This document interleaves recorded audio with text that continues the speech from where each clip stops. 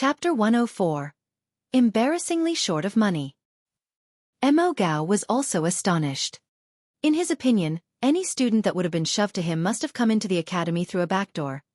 There was not much future in developing such a student, and that was why he would be wasting his time with Mo Gao. Just now, he had spoken for so long and so much. Rather than saying that he was teaching Ling Han, it was more appropriate to say that he had all of these words stuffed inside him for too long, so he desperately wanted to share them with someone else. He did not consider at all whether Ling Han could understand what he was saying or not. He had never thought that Ling Han would really have understood his lecture. Moreover, after digesting the information he had blurted out, Ling Han very quickly managed to form a new flash of sword qi. If it was only a single flash of sword qi, he could still accept it. The problem was that Ling Han had already possessed 5 flashes of sword qi in the first place. 5 flashes of sword qi, what kind of concept was that? 3 flashes of sword qi and you would be able to claim the name of ruler. 5 flashes, and that was a minor achievement. This was definitely a genius, and it was very likely that he had surpassed all those of the same age in Rain Country. But how could such a genius be shoved onto him to be taught? Mo Gao really couldn't understand. However, when his thoughts took a different turn, he became extremely delighted. Because Ling Han was now his student, and the higher the achievements his student managed to attain in the future, the prouder he would become. Teacher, there are some parts one didn't really understand, Ling Han questioned Mo Gao after he had withdrawn his sword. With regards to the level of understanding of martial arts, he was more than qualified to be the Grandmaster of the Grandmaster of Mo Gao. But if it was only looking at the comprehension of the art of the sword, Mo Gao was above him. The reasons were simple. Firstly, Mo Gao had immersed himself in the art of the sword for 10+ years, and secondly, he was indeed a genius swordsman. Whatever you don't understand, just say it, Mo Gao immediately said. It had been more than 10 years. When had he ever been asked questions by a student? Ling Han raised some of his doubts, and Mo Gao immediately gave him a lecture based on his own understanding. Through this process, he also obtained a great enlightenment for himself. One has to know that though Ling Han himself had not spent much time on the art of the sword, his knowledge as a former warrior of Heaven Tier was still there, so the questions he asked were all core questions. Mo Gao continuously made sounds like "ee," "ya," and "oh," his eyes becoming brighter and brighter. His expression was one of both delight and frustration, seemingly unable to contain his present joy. Unknowingly, the time had arrived at noontime. Mo Gao gave a long sigh and said, "Your talent in the art of the sword is higher than mine. I do not have the face to become your teacher. Let's just do it this way. The both of us will treat each other as friends of the same generation, and have frequent discussions with each other." Ling Han shook his head and said, "In the art of the sword, Teacher Mo indeed has the qualifications to become my teacher. Even if I surpass Teacher Mo in the art of the sword someday, I will never forget the favor Teacher Mo has done by teaching me today." Mo Gao was deeply moved. He would actually encounter such an exceptionally talented student. It was a pity that he was not qualified enough to take Ling Han as disciple. Their teacher-student relationship too was only formed because of the academy. "Oh," Hunyo said pitifully, tugging on Ling Han's sleeve. All right, let's go eat." Ling Han bade Mo Gao goodbye and left the academy. He then found a random restaurant, ordered some main dishes of meat and fish, and began feasting together with Hunyo. If you wanted to eat with this little girl, you really needed to be quick enough. Otherwise, whenever a dish was served, it would definitely be gone within mere moments. One meal actually cost over 1,000 silver coins, causing Ling Han to cry out that he really did not have enough money to spend. This was because the prices in the Imperial City were very high, and this little girl really had too big an appetite. He really needed to concoct some alchemical pills to earn money. Otherwise, it'd be a problem just feeding Hunyo, what more to buy resources for his own cultivation. There was nothing to be done about it. He had just arrived at the Imperial City yesterday, so there was 1,000 things for him to do. He would have to start everything all over again. Ling Han held onto Hunyo's tiny hand, and asked around the people on the streets. This way, he soon found Heaven's Medicine Pavilion. It really did deserve the name of the Heaven's Medicine Pavilion of the Imperial City. Merely the flight of 1,000 steps leading to the entrance was impressive enough to provoke gasps of amazement. The steps were as wide as 100 meters, slanting all the way upwards. There was an extremely glamorous, luxurious giant hall to be seen at the high level of 300 meters upwards. Ling Han and Hu Niu climbed the stairs and entered the Heaven's Medicine Pavilion. Once they entered, they saw a sweet-looking female attendant responsible for sales walking forward to greet them, saying, "Honorable customer, how do you do? I am Xiao. May I know what kind of alchemical pills you require?" "I don't need any alchemical pills. I only need some ingredients," Ling Han said with a smile. "May I know what ingredients you require?" Xiao asked again. Ling Han recited the list of ingredients he required. Xiao had obviously been trained for a very long time. While she memorized the names and amounts of the ingredients, she even informed him of the prices of the individual ingredients. "Honored customer, your bill comes to a total of 320,000 silver coins," Xiao said with a slight smile. Heaven's Medicine Pavilion needed to depend on the sale of completed pills to earn money. In case of ingredients, unless they were especially valuable, for example, like the second stargrass, their price would only be a bit higher than their cost. Thus, even if this was a huge purchase, the profit made by the Heaven's Medicine Pavilion was really not much. As a result, the amount of commission she could earn would naturally not be much either. 320,000. Ling Han sighed. He only had about 100,000+ on hand. This was far from the amount that was necessary. But he wanted to concoct the second star pill as soon as possible, so he said, "Please inform Fu Yuansheng for me. Just tell him that Ling Han is looking for him." Fu Yuansheng? The pavilion master. Xiao was stunned for a moment, before suddenly realizing. Immediately, she was so shocked that she had even begun to stutter. What kind of remote existence was the pavilion master? Aside from the Rain Emperor, there was no one who possessed a higher status than their pavilion master. Even the clan heads of the 8 great clans were only able to stand on equal footing with the pavilion master. And now, a young man actually said he wanted to see the pavilion master. This was naturally troubling to her. There was no reason for her to inform the pavilion master of this at all. "It's all right. You only need to tell him that I am Ling Han, and I believe Fu Yuanshang should even reward you," Ling Han said with a smile. That was natural. He, the Alchemy Emperor, was here personally. Fu Yuanshang would definitely be overjoyed. How would Xiao dare to believe that? No matter how she looked, Ling Han looked to be only a young man of about 17 or 18 years old. So how could he possibly know the pavilion master? Even if the clan heads of the 8 great clans were here, whether or not the pavilion master would agree to meet with them depended on his mood. But in the training that she had received, the most important thing was not to offend any customers. Thus, she apologized and said, "At my rank, I am unable to personally see the pavilion master, so please wait for a moment while I report this to the branch manager." Ling Han would naturally not cause her unnecessary trouble, so he simply nodded and sat down somewhere. Hu Niu saw him sit down and imitated him. She climbed up to Ling Han's lap, and similarly sat very earnestly. After a while, they saw Xiao walked behind a man who appeared to be in his 40s, and the pair was heading towards them. She looked to be in a bit of a panic. "Brat, so you're the one who wants to see our pavilion master?" This middle-aged man looked at Ling Han disdainfully. He had heard what Xiao had to say. In his opinion, Ling Han must have been embarrassingly short of money, which was why he had deliberately said he knew the pavilion master, thinking of using this way to bargain for a cheaper price. He was really too naive. Ling Han's brow frowned and he said, "You should speak more politely. If you have no money, then don't pretend to be so capable." The middle-aged man humphed, laughed loudly and said, "If you really do know the pavilion master, then I will eat this whole table." He pointed at a long table at one side. Ling Han put on a smile and said, "I did not think you would have this kind of hobby. If I don't satisfy you, then wouldn't that be too unreasonable of me?" "You're spouting nonsense," the middle-aged man said coldly. Chapter 105. Conceding Defeat. "Manager Yuan," Xiao called out to the middle-aged man in a low voice. Heaven's Medicine Pavilion had its rules.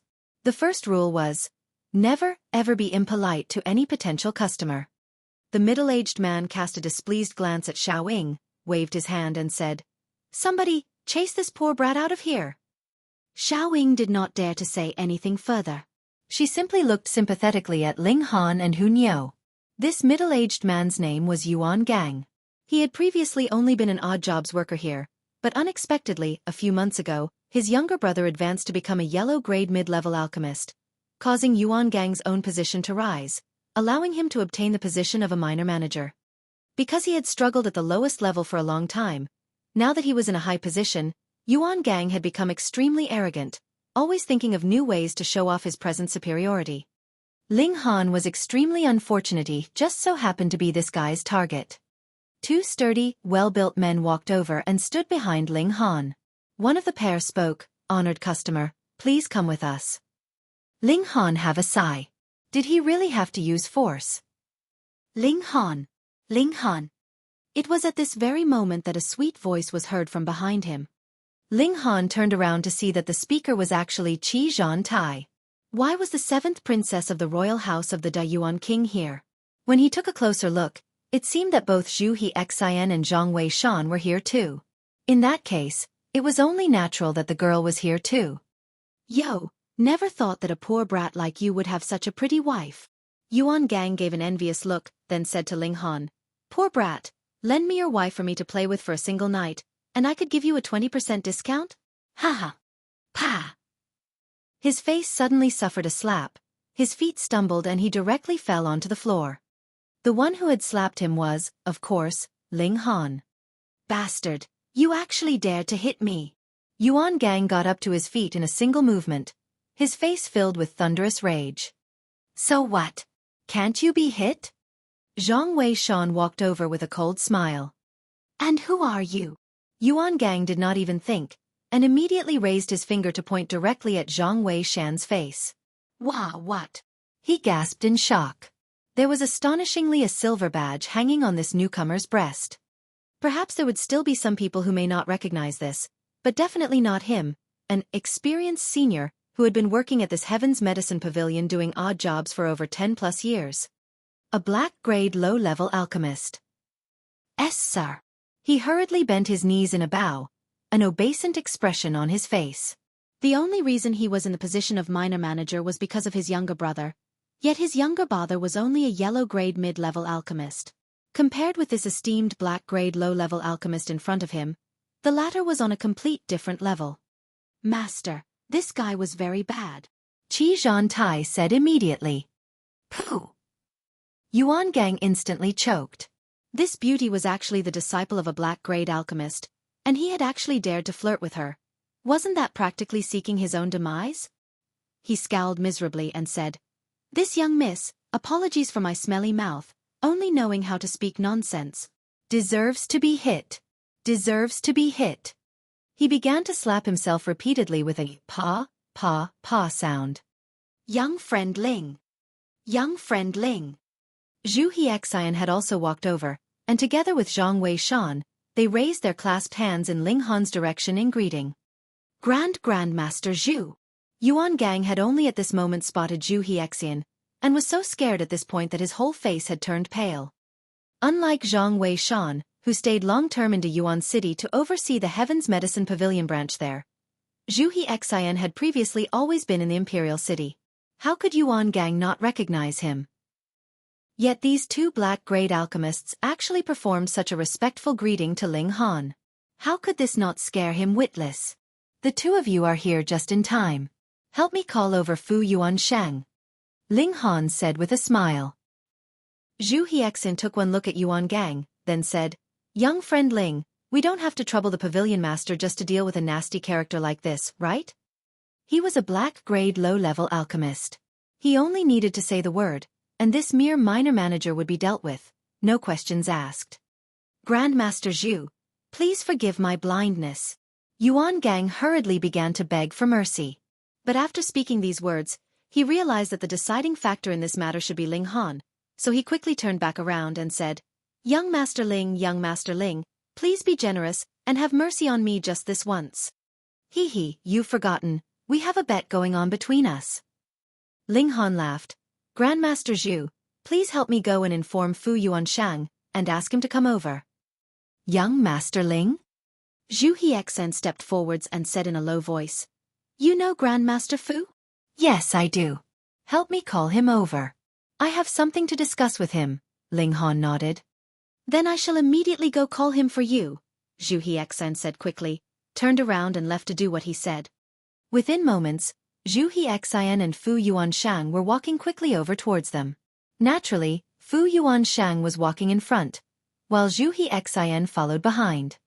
Haha, young Masterling has arrived. Yet I did not come out to receive you personally. Please forgive my slight. Fu Yuanshang said hurriedly. Yuan Gang's face had paled to a whole new level.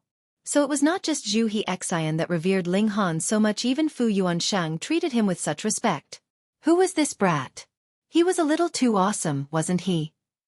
Ling Han smiled at Fu Yuanshang, then looked over at Yuan Gang, and said, "This bet should be counted as my win, right?" "Of course it's your win, young Master Ling."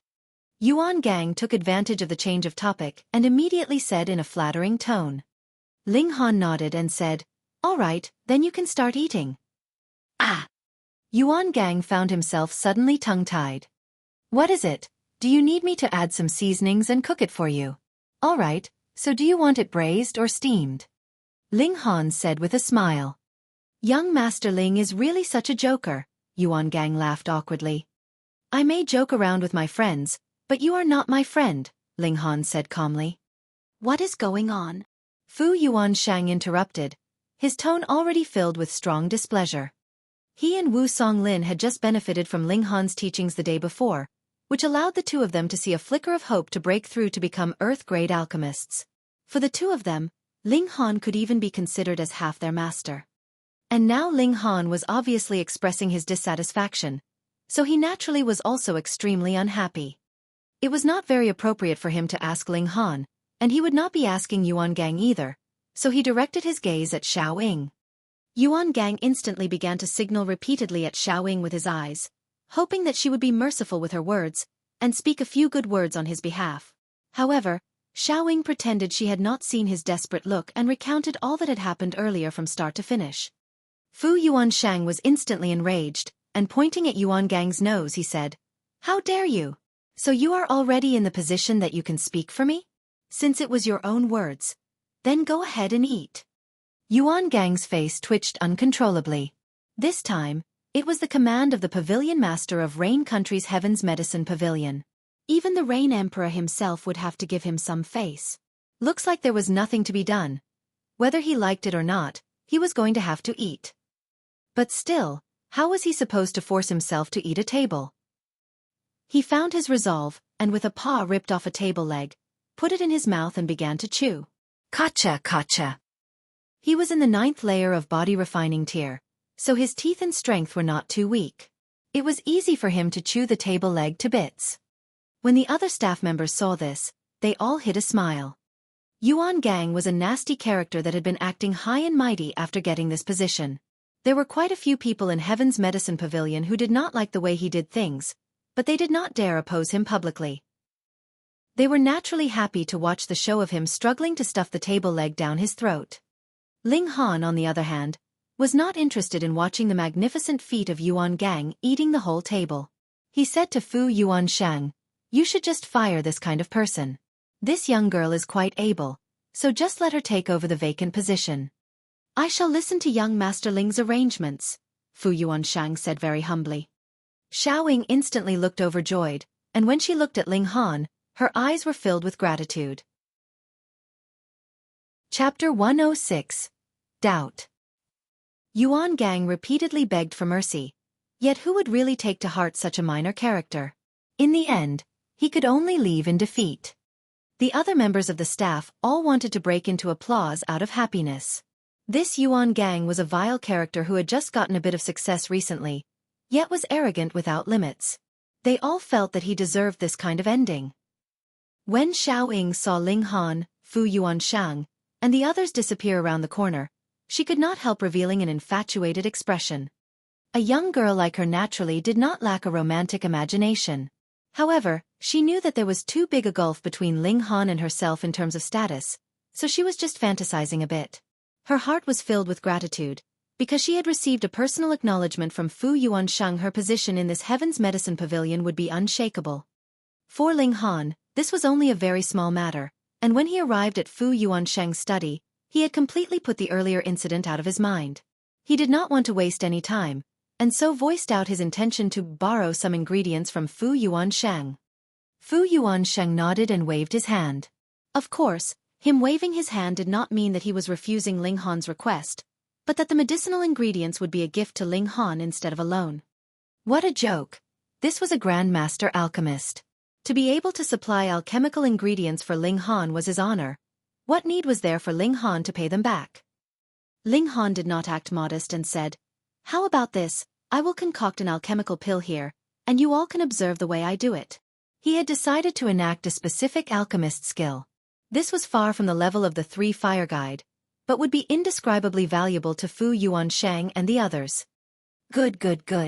But I would have to ask you to wait for a moment, to allow me to call some other people here to observe if that's all right? Fu Yuansheng asked cautiously. It would be best if there were more alchemists here to observe and benefit from such a great opportunity. They would be able to improve together.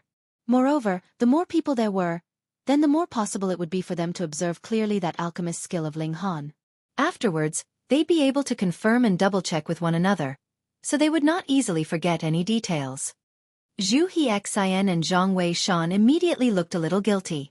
The gazes they directed at Fu Yuansheng were filled with respect, because they had only thought of themselves just now, and had not even taken others into consideration. He truly deserved the name of Grandmaster.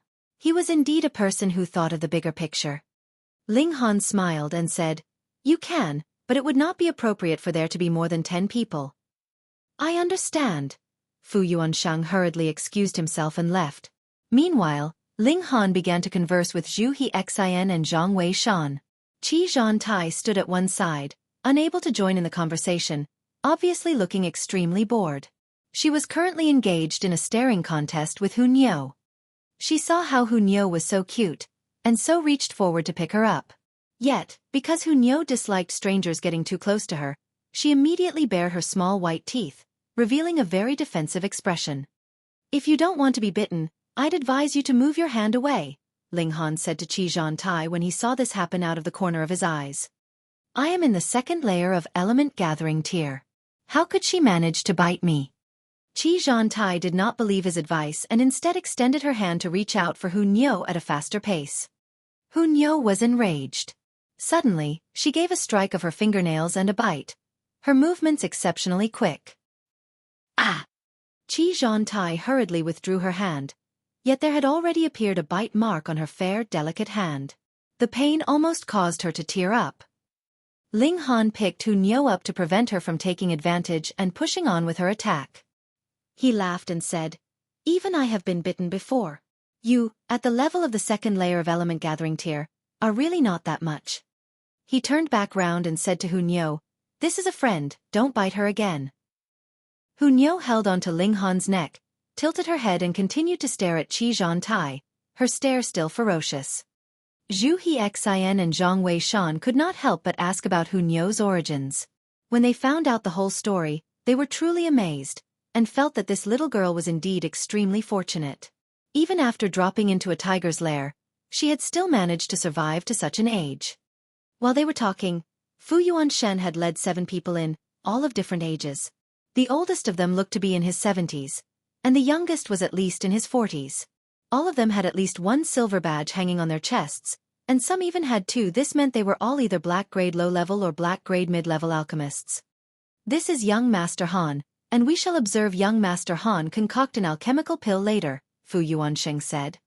Hearing him say this, all 7 of the newcomers looked extremely surprised. Who were they?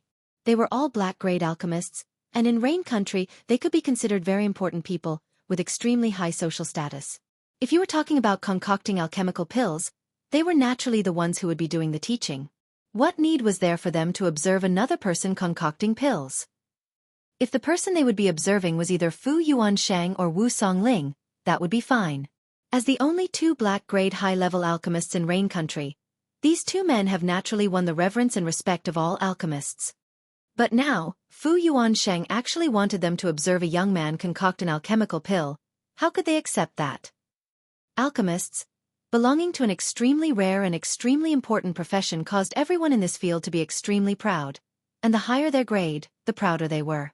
Immediately, there were a few of the alchemists who looked insulted and angered, but because of Fu Yuansheng's status, they did not lose their temper. Among them, one of the alchemists in his 40s could not hold himself back and said, "Pavilion Master, you're joking with us, right? You actually want us to observe a little guy concocting an alchemical pill?"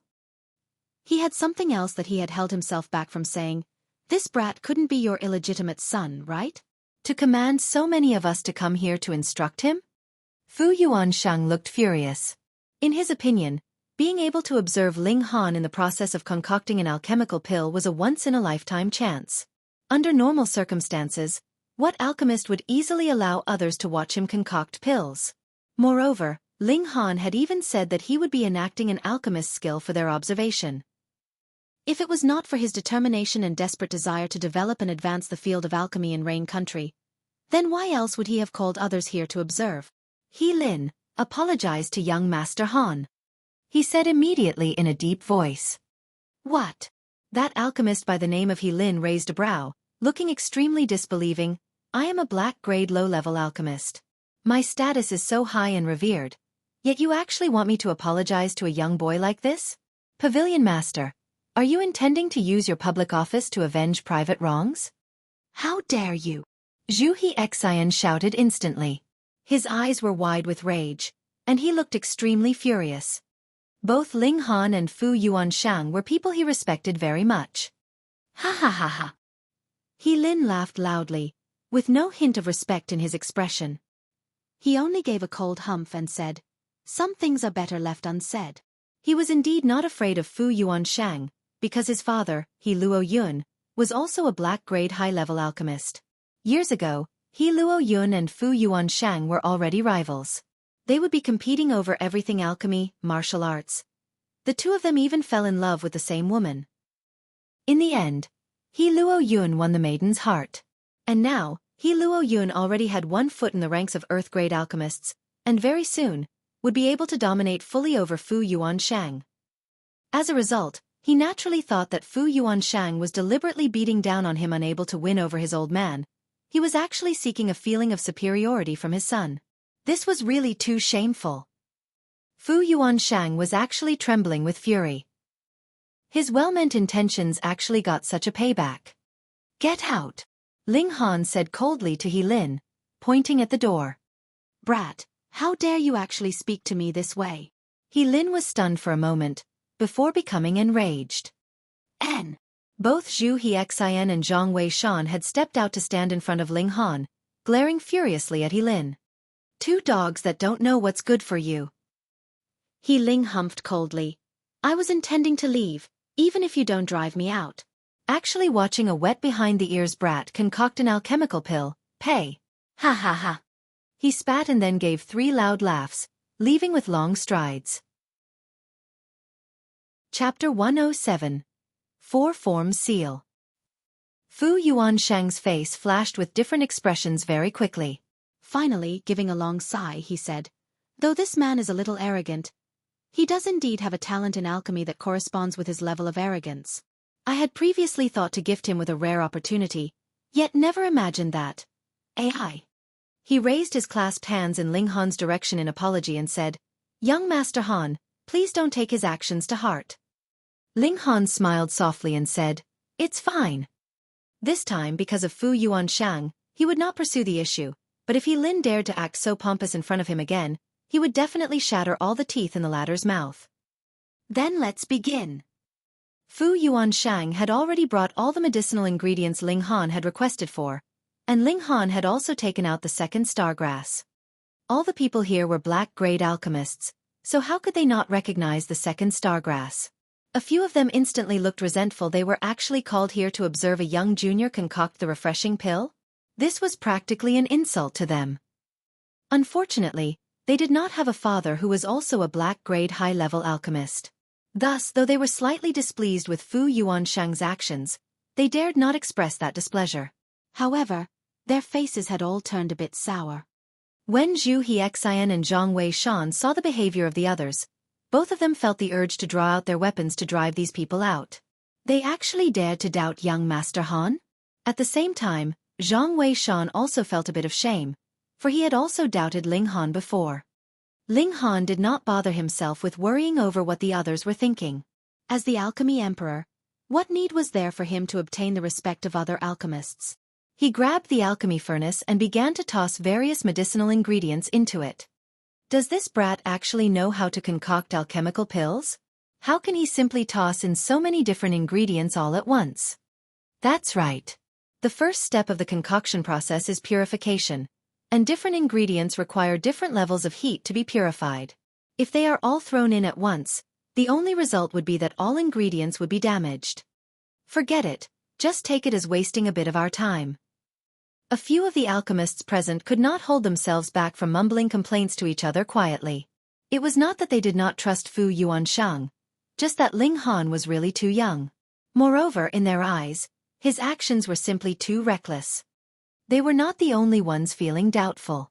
Even Fu Yuanshang, Zhu Hexin, and Zhang Weishan were extremely surprised, for the purification of the medicinal ingredients was the first step to concocting an alchemical pill.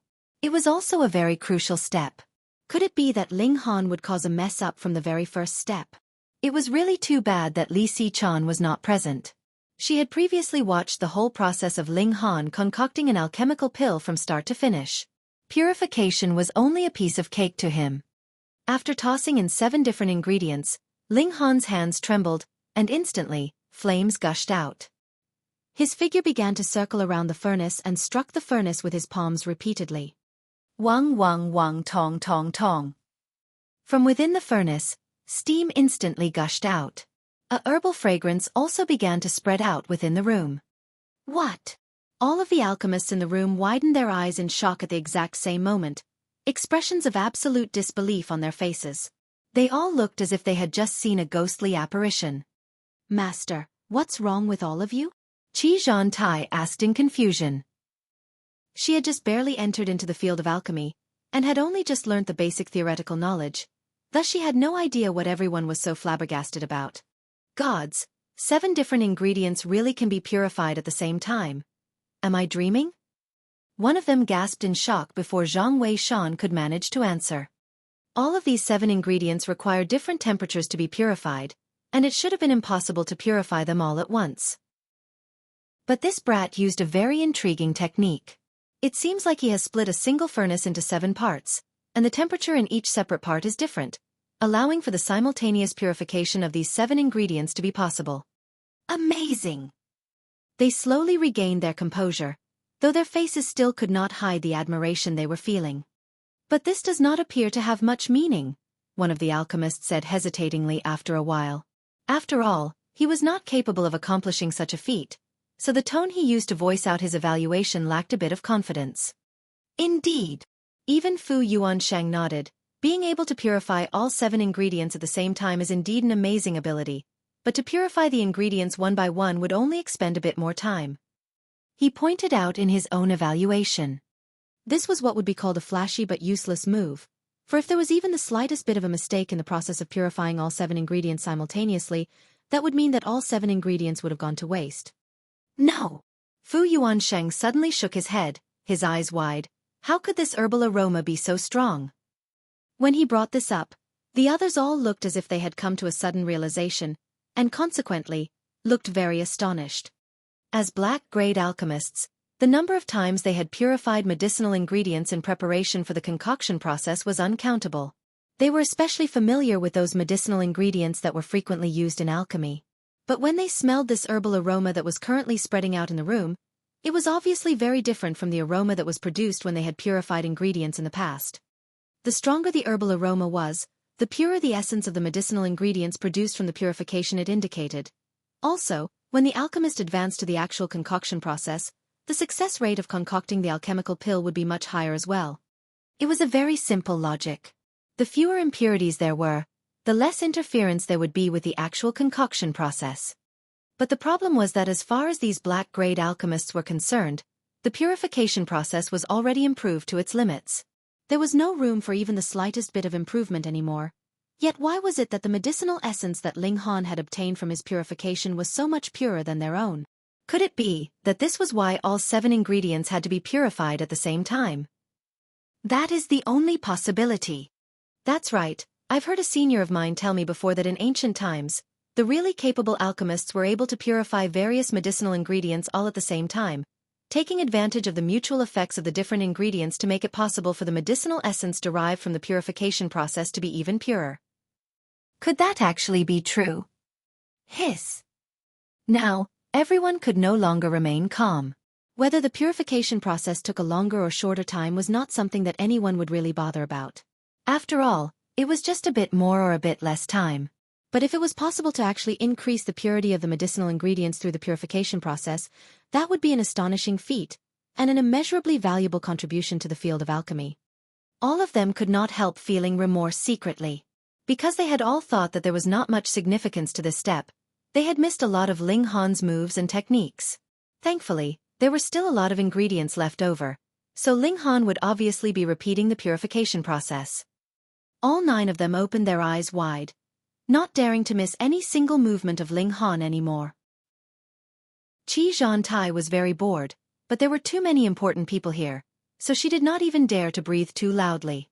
Ling Han was very focused. After purifying all of the ingredients, he began the concoction process of the second star pill. The technique he had used was called the 4-form seal. It was very effective in controlling the heat of the flames. In his last life, this control technique was also extremely impressive, and found a very widespread use in the field of alchemy at the time. Because he himself had been an alchemist in his last life, Ling Han could not bear watching the field of alchemy degrade to such an extent. Thus, he did not mind imparting relevant knowledge of alchemy at appropriate times to improve the overall level of alchemy in this age. While he continued to concoct the alchemical pill, he also spoke about the key details and features of the 4-form seal. All of the alchemists present, including Fu Yuanshang himself, behaved like they were absolute newbies to the art, listening attentively to his lecture with their faces filled with utter reverence. If this scene had been witnessed by others, they would definitely go crazy. It could be argued that all of the most capable alchemists of Rain Country were gathered here, yet they were all very seriously observing a young man concocting an alchemical pill. There was indeed no age limit to learning. Whoever's capable would be the teacher.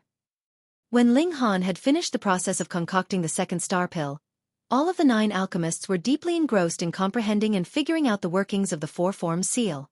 They were all sitting cross-legged on the floor. Occasionally, it would appear that they were in pensive thought, and sometimes one of them would strike at the air with a palm. They were all trying to digest as much of Ling Han's lecture as possible. "Let's go and eat some meat." Ling Han smiled faintly, and picked Hunyo up. He looked very pleased, because he had managed to concoct 7 second star pills this time, and this would allow his divine sense to improve a considerable amount. Hunyo was instantly happy. Her favorite activity was eating. "I'm going too," Qi Zhantai said quickly. She was really too bored. Chapter 108. Third Imperial Prince. Ling Han, carrying Hunyo in his arms, stepped out of the room with Qi Zhantai accompanying them. However, Fu Yuanshang was still a powerful warrior of spiritual pedestal tier after all. At the very moment the group of 3 stepped out the door, he immediately came back to reality, and with a quick leap exited as well and said, "Young Master Han, are you leaving?" My role's over, so of course I'm leaving." Ling Han waved around the pill bottle that contained the 7 second star pills, looking very pleased. "Please allow me to see you off, young Master Han," Fu Yuanshang said in a very sincere tone. He was already completely convinced by Ling Han's incredible skill in alchemy. Ling Han smiled and nodded. If Fu Yuanshang wanted to see him off, that was fine with him. They walked down the stairs, and right when they reached the beginning of the stairs, a servant boy approached and said, "Pavilion Master, the 3rd Imperial Prince expressed his wish to meet with you." "Oh." Fu Yuanshang stared blankly for a moment, then said, "I was just about to go down, so don't concern yourself with this anymore." "Understood." The servant boy nodded quickly.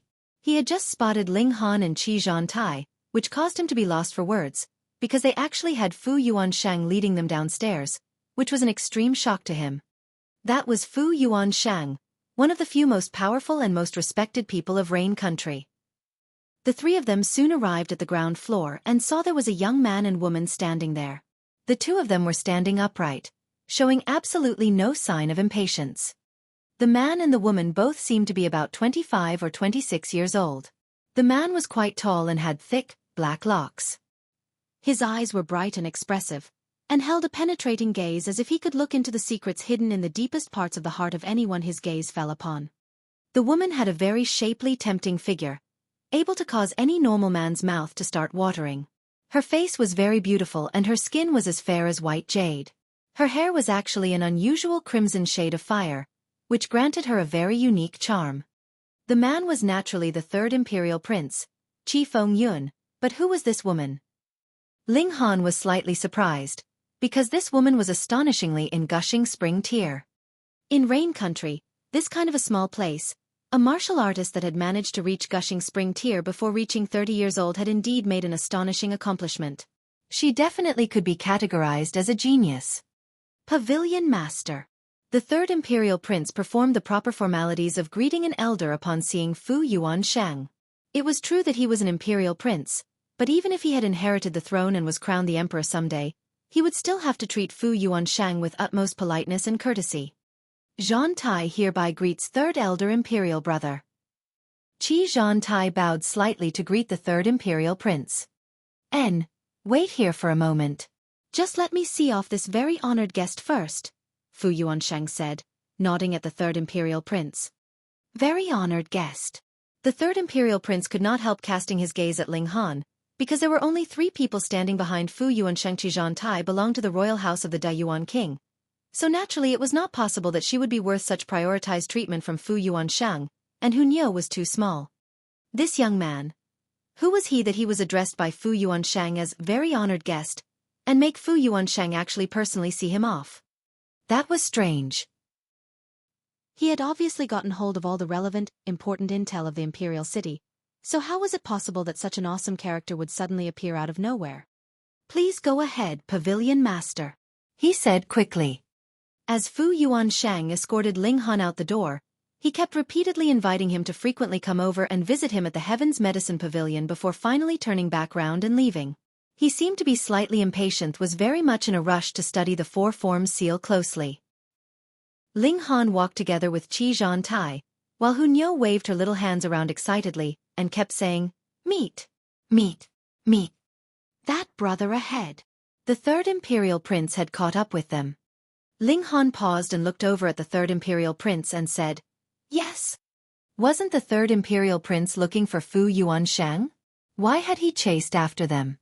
The answer was very simple. There has suddenly appeared a person that even Fu Yuanshang would respectfully escort in the imperial city as the third imperial prince.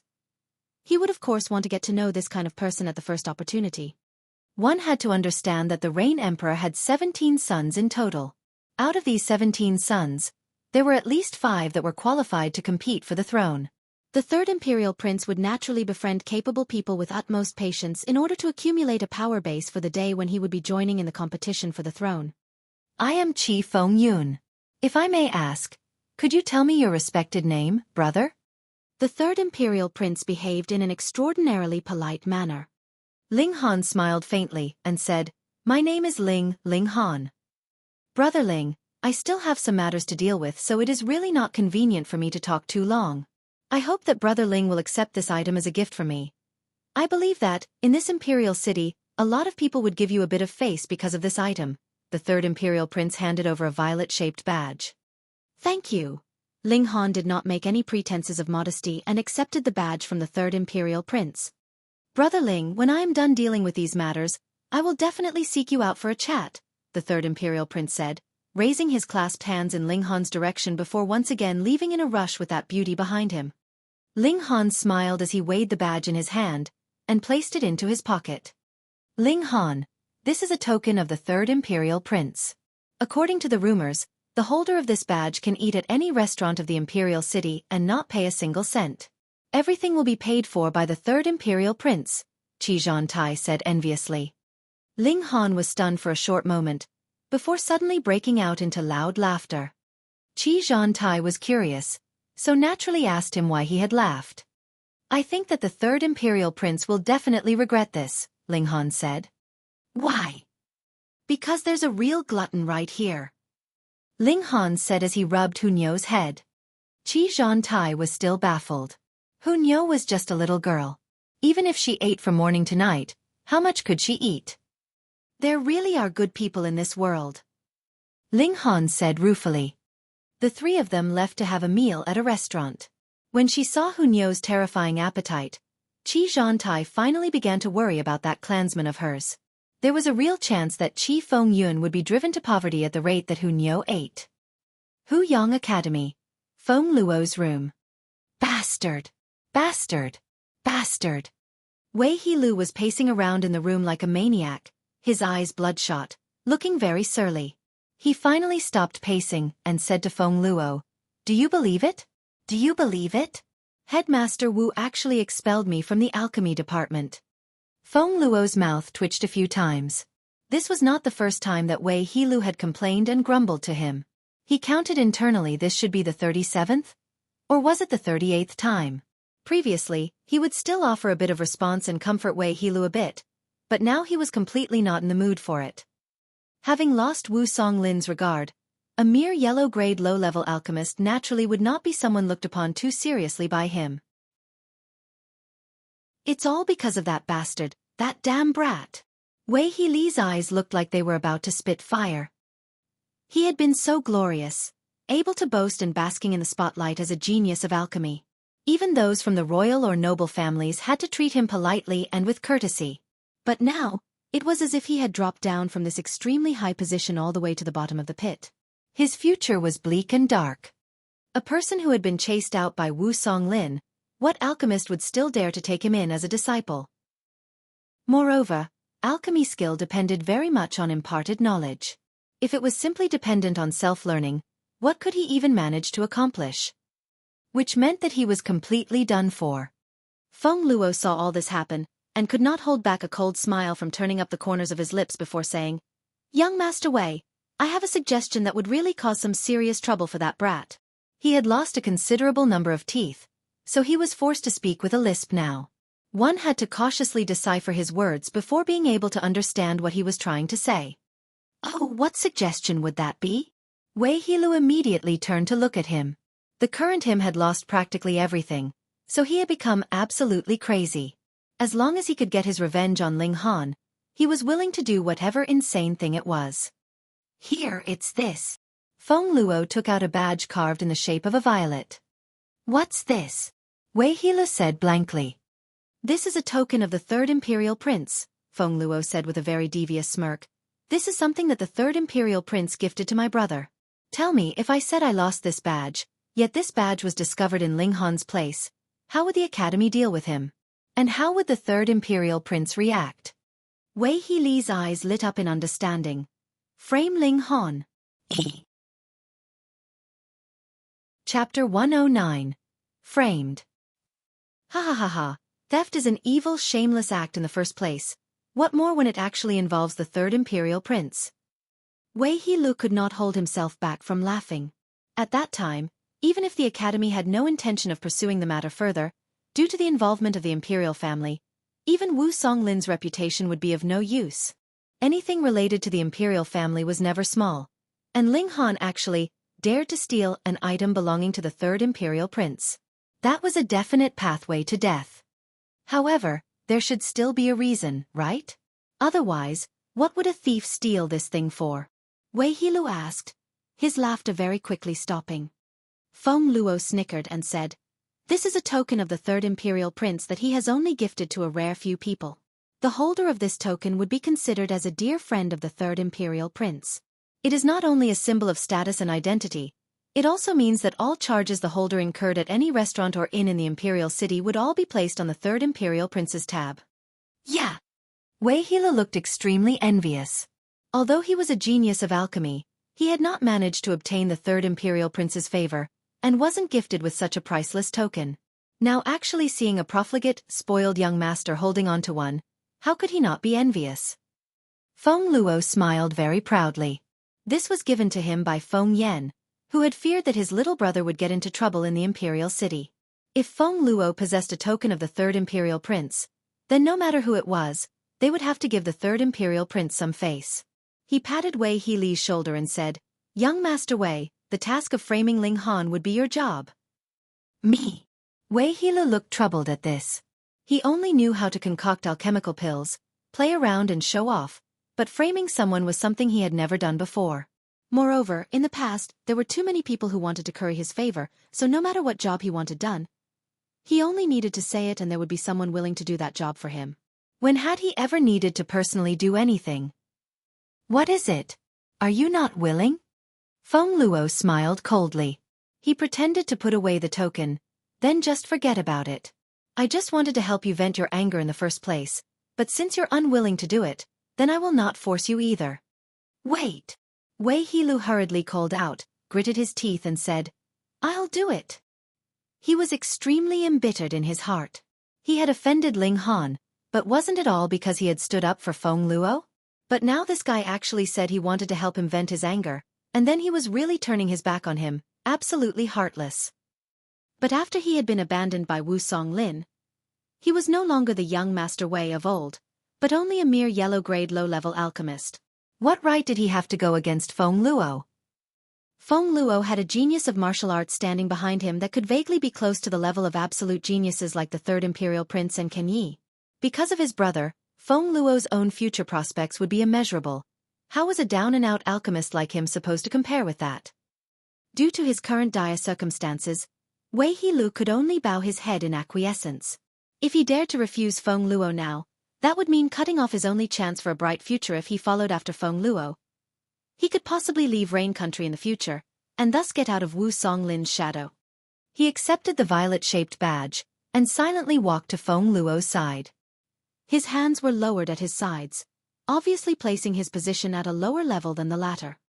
Ha ha ha ha! Feng Luo laughed loudly, his face filled with pride.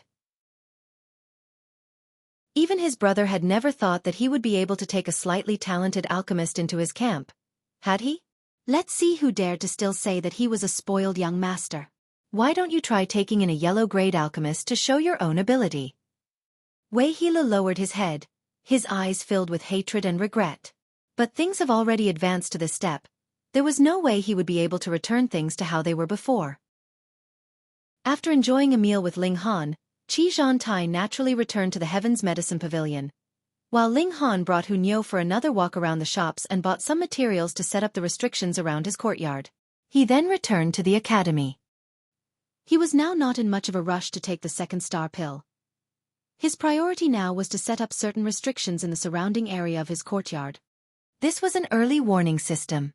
If anyone intruded into the courtyard, they would definitely disturb the restrictions in place, which would then release an alarm that only he could sense. Even if he was not in the room, there would still be clues left behind that would tell him that an intruder had broken into his courtyard. There was nothing to be done about it. He had very limited materials on hand, so he could only set up such simple restrictions. If it was in his last life, possibly not even powerful warriors of Heaven tier would dare to barge through the restrictions he could set up. I'll just have to make use of whatever is available to me. I don't have any enemies now anyways, he murmured. If Lu Yutong, Qi Yongyi, and the others had heard his words, they would definitely jump out in objection. No enemies? He really dared to say that. Hu Bo was one, Feng Yan was another. He Jun Chen could also be considered as one, and there was also Nangong Ji. All these people were not easily trifled with, especially Hu Bo and Feng Yan. Hu Bo was a young master of the main line of the Hu clan, and Feng Yan was a genius of martial arts that had the potential to become a ruler. If these people were still not considered enemies, then who would Ling Han actually consider enemies? Unfortunately, they did not know that while Ling Han's current cultivation level was very weak, there was still the pride of a powerful warrior of Heaven tier in his bones. How could he actually take these small rascals seriously? Furthermore, in his last life, he had the same kind of attitude, possessing a deep-set pride within him. He would never bow his head to anyone. The restriction was extremely simple, so Ling Han did not expend too much time on setting it up. After that, he swallowed a second star pill, and began to strengthen his divine sense. From what Ling Han knew, there was no cultivation technique in this world that could strengthen divine sense. Only when the cultivation level rises would a martial artist's divine sense advance to the next level. This was a very passive process. For example, when he was still in Heaven tier in his last life, his soul only needed to tremble slightly, and he could even directly erase the soul of a powerful warrior of spiritual infant tier. But he had always suspected that since divine sense could be recovered through cultivation techniques and strengthened with the use of alchemical pills or divine medicine, then it should also be possible to cultivate divine sense through cultivation techniques. The only thing was that this kind of cultivation technique was not discovered yet. This was not impossible. After all, if it was not for the fact that he had come from 10,000 years in the past, how would he have known that there were so many pill formulae that had been lost in the passage of time now? Obviously, there is a lot of good stuff that has been lost on the pages of history. Since it was like this in his current lifetime, then how could his last life be an exception to this theory? A very real example was seen from the very last period of his last life, when he had visited various ancient historical sites from which he had obtained a few ancient pill formulae, which could all be considered to belong to the category of lost with time. Thus, perhaps many, many years ago there may have been a cultivation technique that was meant to refine one's divine sense. As he pondered, he was still absorbing the medicinal effects of the second star pill. He suddenly felt very comfortable, for the soul was responsible for all the feelings and sensations of the body. Now that his divine sense was strengthened, he would of course feel an indescribable invigoration. One after another very soon, he had taken all 7 second star pills. My soul is almost twice as strong now. Ling Han's eyes snapped open. His eyes had become even deeper than before, as if they were twin bottomless pits, causing anyone who looked into his eyes unable to help but fall deeply into them. He smiled. This is a benefit of strengthening my divine sense. Using my divine sense to dominate over my opponent could be considered as my unique move. If my opponent has no defense against this kind of attack, then there is a high chance that I could kill him in an instant. The current strength of my soul should be equivalent to the cultivation level of gushing spring tear. His smile grew wider. This means that I would be able to absorb spiritual chi at the rate of a martial artist of gushing spring tear for my cultivation, and together with my immortal grade spirit base, the rate of advance of my cultivation level would probably shock even me. I have to quickly reach gushing spring tear. Only when I have reached gushing spring tear will I be able to practice black grade cultivation techniques. That is the real beginning to the path of martial arts. Now I am filled with advanced high-level knowledge, yet have no ability to make use of what I have. This kind of feeling is really horrible. A rat has sneaked in. Chapter 110. Dropping in. Ling Han really had not thought that this would happen. He had just barely set up the restriction around his courtyard, and he already had a night visitor coming in for a visit. One has to understand that the place he was occupying now could actually be considered a haunted house, a place no one would be living in. If one argued that there so happened to be a burglar who had no understanding of the inner workings of the academy and somehow stumbled onto this place to commit theft, then the possibility of this happening was really too low. Who could this thief be? Russell. Hunyo suddenly stood up. She had the alert senses of a wild beast. Her nose might be even more powerful than a dog's, and she may have already caught the scent of the thief. Shoo! Ling Han gestured her to stay quiet. He had no desire to scare off the thief. He wanted to know why the latter had come first. Hunyo was firmly ensconced in his hold, and she immediately became quiet. However, her eyes still brimmed with a baleful look. In her beast-like way of looking at the world, this was her territory, and anyone who dared to trespass whoever it was should be bitten to death. A dark figure made their way inside, yet did not move around everywhere. They only walked around the living room once before fumbling about a table a few times. After a while, the intruder turned around and left quietly. A sliver of a smile crossed the corners of Ling Han's lips. At the instant the intruder had left, Ling Han had taken advantage of the moonlight to clearly see the face of the intruder. Wei Hilu. Ling Han walked into the living room, lit a candle, and approached the table. There was a wooden box on the table, and inside lay a few cheap little trinkets. When he opened the box, he saw that there was something new within. A badge carved in the shape of a violet. This is... Ling Han could not hold back a strange smile as he took out another violet-shaped badge from within his pocket. This had been gifted to him by the third imperial prince. Now he had 2 such badges. Why had Wei Hilu secretly stuffed a violet badge into his hands? Oh! Instantly, he understood what was going on here. This was an attempt to set him up. There would definitely be someone who would be reporting having lost the item, and Wei Hilu would lead people to his place. Naturally, they would find the lost item here, and by that time, there was no way he would be able to escape being accused of theft. Moreover, the stolen item was even a token of the third imperial prince. No one would dare to suppress this issue, and by that time, the lightest punishment he would get would be expulsion from the academy. But it was another story whether the third imperial prince would send his own people to deal with him or not. The unfortunate thing was that He Lu would never have imagined that he would have coincidentally encountered the third imperial prince today. He had even been presented with a violet badge from the latter. However, even if he had not met the third imperial prince today, since he had discovered the existence of this scheme, there was no way that he could still be successfully set up. Since you want to play, then I'll play with you a bit, Ling Han smiled calmly, and replaced the lid of the box, having no intention at all to remove that badge from within. A cold gleam flashed through his eyes.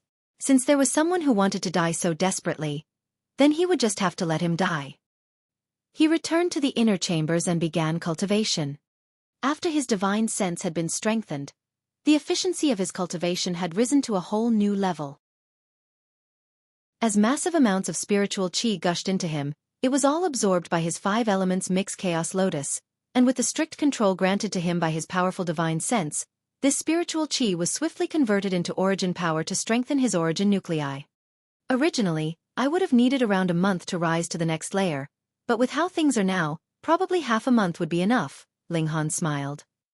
After his divine sense was completely exhausted, he began to cultivate the indestructible heaven scroll in order to advance from body of dead tree to body of rock cliff.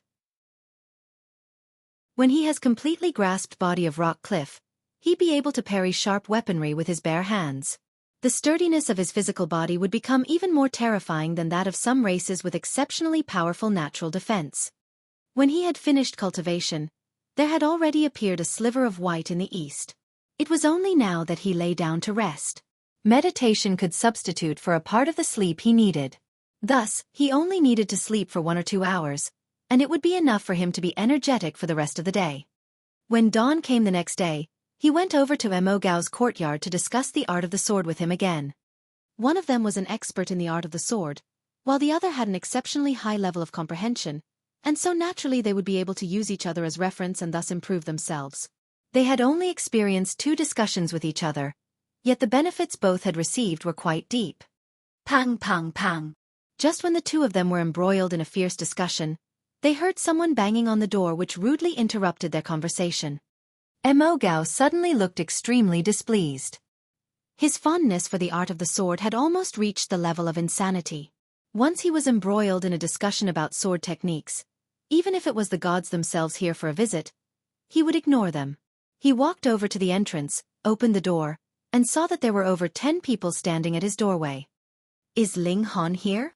A young man dressed in green-colored long robes took 1 step forward, his chin proudly raised, looking extremely arrogant in his demeanor. However, he did have the right to be arrogant, for he was astonishingly in gushing spring tier, a much more powerful martial artist than even Mo Gao. Who are you people, and what are you looking for my student for? Mo Gao questioned instead of stepping out of their way and allowing them entry. Teacher Mo, we are members of the discipline committee. Another young man dressed in black walked forwards, though his tone was much more even. Of course, this had something to do with his cultivation level, because he was similarly in element gathering tier, so he did not have much of an advantage over Mo Gao in terms of cultivation level. Don't speak so much nonsense. Tell Ling Han to come out quickly. The young man in green robes shouted impatiently, with no hint of caring about Mo Gao. Mo Gao stared blankly for a moment, and then said, "What offense has my student committed that requires the discipline committee to take action?" The discipline committee, as the name suggested, was an organization that was in charge of enforcing the rules and regulations of the academy. However, the majority of the members of this committee were students, and it could also be considered as a type of part-time job, for the members could earn academic points. Moreover, the members also possessed a considerable amount of power in the academy, so quite a lot of students desperately thought up ways to squeeze themselves into the committee. We suspect that he is involved with a crime of theft, so there is a need for us to search him and his room. Teacher Mo, you aren't thinking of covering for a criminal, are you? The green-clad young man said coldly, showing no respect to Mo Gao at all. Nonsense. Mo Gao was instantly enraged. In his heart, the sword was the most sacred existence in this world, and Ling Han had such a high talent in the art of the sword. The sword would reflect the swordsman's heart. How could such a person be a thief? Get lost! He raised his hand and pointed at them furiously, almost about to draw his sword in ire. Mo Gao, even if you're a teacher of the academy, you still have no right to cover for a criminal. The green-clad young man said, his eyes passing over Mo Gao to look into the courtyard. Get out of my way, or else I will apprehend you on the basis of obstructing law enforcement. Mo Gao was so angry his whole body was shaking. He was a teacher of the academy, yet he was actually now berated and insulted by a mere student. His right hand was already lying on the hilt of his sword, a cold light shining from his eyes, ready to make his move. Teacher Mo. Ling Han walked over to them, smiled softly at Mo Gao and said, Since they're here to look for me, then just let me deal with this matter. Mo Gao hesitated for a moment, but still lowered his right hand from the hilt of his sword. He would of course not simply watch as his own student was bullied by others, but he too wanted to know what was really going on here. Ling Han's eyes swept over the entourage, and a smile of realization played about his lips. In this group of over 10 people, he had recognized 2 of them to be Feng Luo and Wei He Lu. He opened his mouth to say, These 2 should not be members of the discipline committee, right? They are indeed not, for they are the ones who reported the loss, the green-clad young man said, his eyes fixed in a stare at Ling Han. Let me advise you not to have any delusions. In front of me, there is no one who can conceal their crime.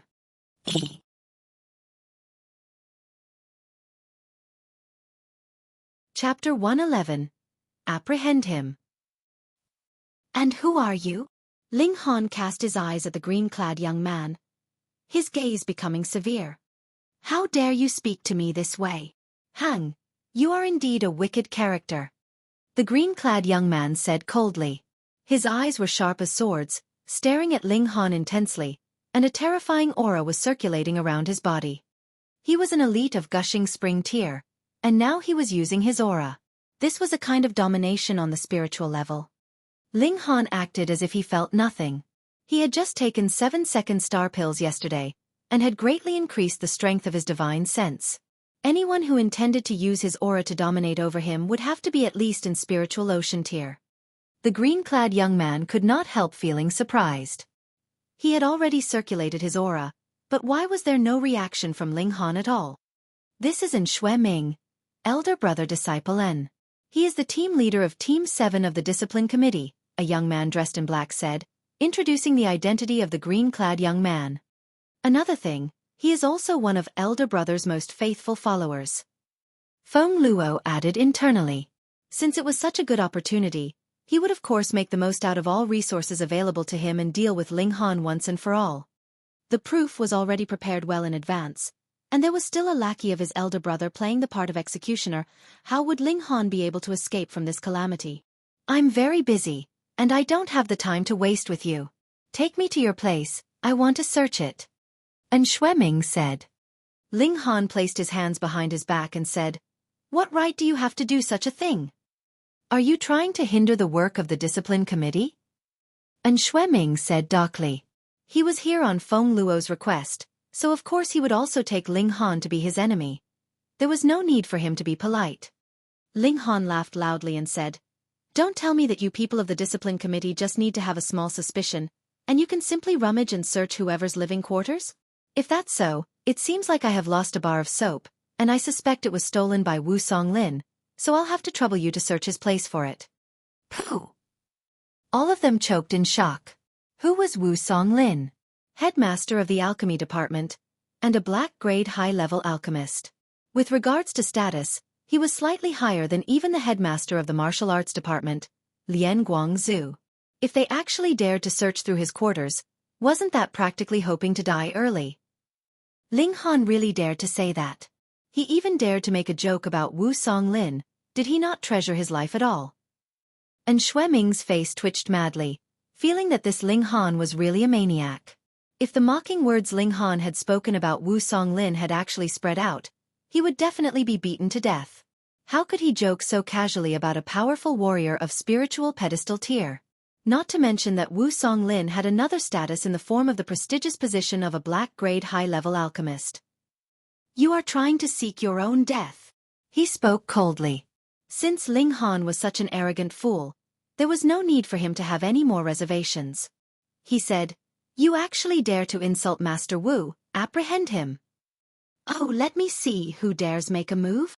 Ling Han looked at the others contemptuously, smiling slightly, and said, "You people must consider carefully, and not be made use of by others. Otherwise, if you dare make a move against me, I will not be merciful at all." The others hesitated at this. Actually, aside from Shui Ming, the others did not have much of a relationship with Feng Yan. Furthermore, when they saw the absence of fear in Ling Han's expression, it seemed as if he had some powerful background.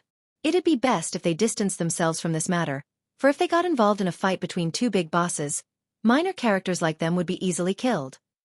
In that moment, no one dared to take another step forward. "How dare you? You not only dare to shoot your mouth off, you even dare to threaten members of the discipline committee. You are really out of control." And Shui Ming said darkly and pointed at Ling Han, "Zhonglin, apprehend him." "Yes, yes." A young man reluctantly stepped out. He naturally knew that Shui Ming was a lackey of Feng Yan, and now this matter involved Feng Luo. Then it was more than obvious that this was a clash between Feng Luo and Ling Han. Or it could be considered as a clash between Feng Yan and the person standing behind Ling Han. And now, he was trapped in between these two powerful parties. Whoever came out the winner of this clash, there was no benefit for him, so of course he was extremely displeased. But Shui Ming was the team leader, so unless he intended to resign from the discipline committee, he would have to obey the former's commands. "Younger brother disciple Ling Han, I advise you to surrender." Zhonglin moved into an attacking stance. He was in the 9th layer of element gathering tier while Ling Han was only in the 5th layer, so he had absolute confidence he would be able to apprehend Ling Han within 10 moves. Ling Han shook his head and said, "You still do not have the ability to apprehend me." Zhonglin could not help becoming infuriated. Indeed, he did not have much of a background, but his power of the 9th layer of element gathering tier was authentic. Otherwise, he would not have been qualified to join the discipline committee in the first place. And now a younger brother disciple with cultivation in the mere 5th layer of element gathering tier actually said that Zhonglin was not capable of apprehending the former. This doubtlessly was a blow to his pride. "Why are you still blabbering? Apprehend him now." And Shui Ming urged. "Excuse me then." Zhonglin made his move, and charged towards Ling Han. Mo Gao wanted to make his move. He knew that this only student of his had an exceptionally high level of comprehension in the art of the sword, but the gap in cultivation levels was a big disadvantage. 6 flashes of sword chi would grant him an extra 3 battle stars of battle prowess at most. But that still did not matter much as a martial artist of the 8th layer of element gathering tier would still be unable to match an opponent in the 9th layer. However, Ling Han had already stepped forward to take this attack head-on. He did not even draw his sword. Instead, he directly threw out a punch. Pang! The two of them clashed head-on, and a visible shock wave spread out from the point of contact. The two figures retreated at the same time. What? When they saw this happen, everyone's eyes widened in shock, wearing disbelieving expressions. Zhonglin was in the 9th layer of element gathering tier, yet he did not manage to get the upper hand in a head-on clash? How was that possible? How could there be such a powerful martial artist of the 5th layer of element gathering tier? Are you sure you really are in the 5th layer of element gathering tier? I've underestimated you. Zhonglin instantly looked serious. Though he had no desire to become someone else's weapon, martial artists would of course have their own pride. As a martial artist in the 9th layer of element gathering tier, if he could not even apprehend an opponent in the 5th layer of element gathering tier, what would be left of his pride? He took a deep breath and formed his hands into claws. He stretched out his arms to 2 different directions, bent and raised his left leg, looking like an eagle that was stretching out its wings in preparation for flight. Eagle soaring in the sky. He gave a furious shout, and his figure sped forwards, his battle prowess spiking instantly. Battle prowess and cultivation level were 2 completely different matters.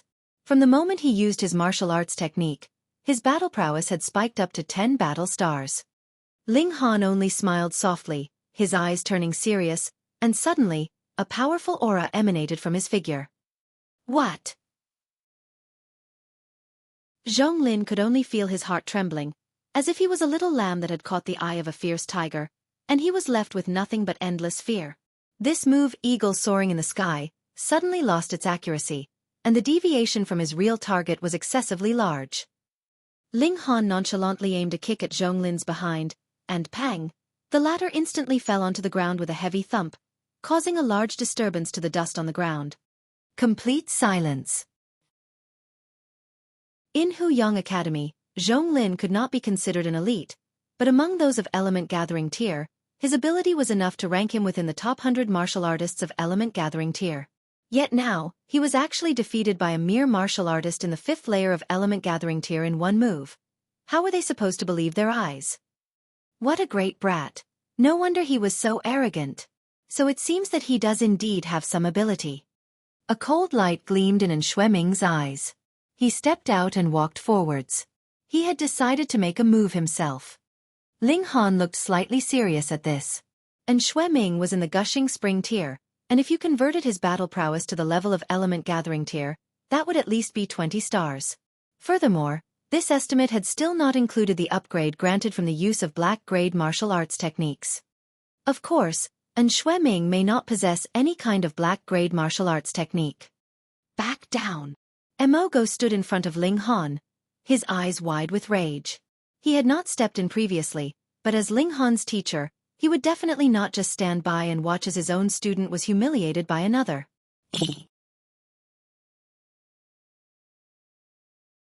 Chapter 112. Arrival of the main character. And Xueming hesitated slightly. No matter how much of a piece of trash Emogo was, he was still a teacher of the academy. How could he be so easily insulted? Against Ling Han, he had a just cause on his side. Moreover, the stolen goods were already planted well in advance, so Ling Han would have no way to escape. Then, even if he used any rough movements in the process of apprehending Ling Han, so what? Who would actually defend the innocence of a person who had fallen from grace?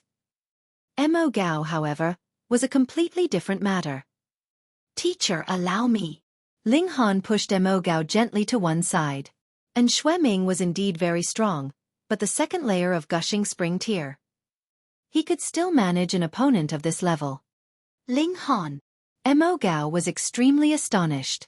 The reason why he had interfered was because he knew that Xueming would never dare do anything against him. But Ling Han did not have any trump card to protect himself. No matter how much of a monster he was, he still would not be able to match an opponent in the 2nd layer of gushing spring tier, right? Don't worry, teacher. Ling Han said with a smile, and walked boldly forwards. Ha ha ha ha, I have to admit that you are indeed quite brave. And Xueming saw that his dilemma was solved without him doing anything, and so could not contain his joy. Ling Han shook his head and said, You are just a lackey, what right do you have to bark? Let us see if I won't shatter your whole mouth of teeth. Insolence!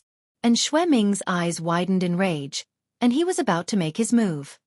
Being so noisy in the academy, what a scandal! A dignified voice filled with displeasure was heard.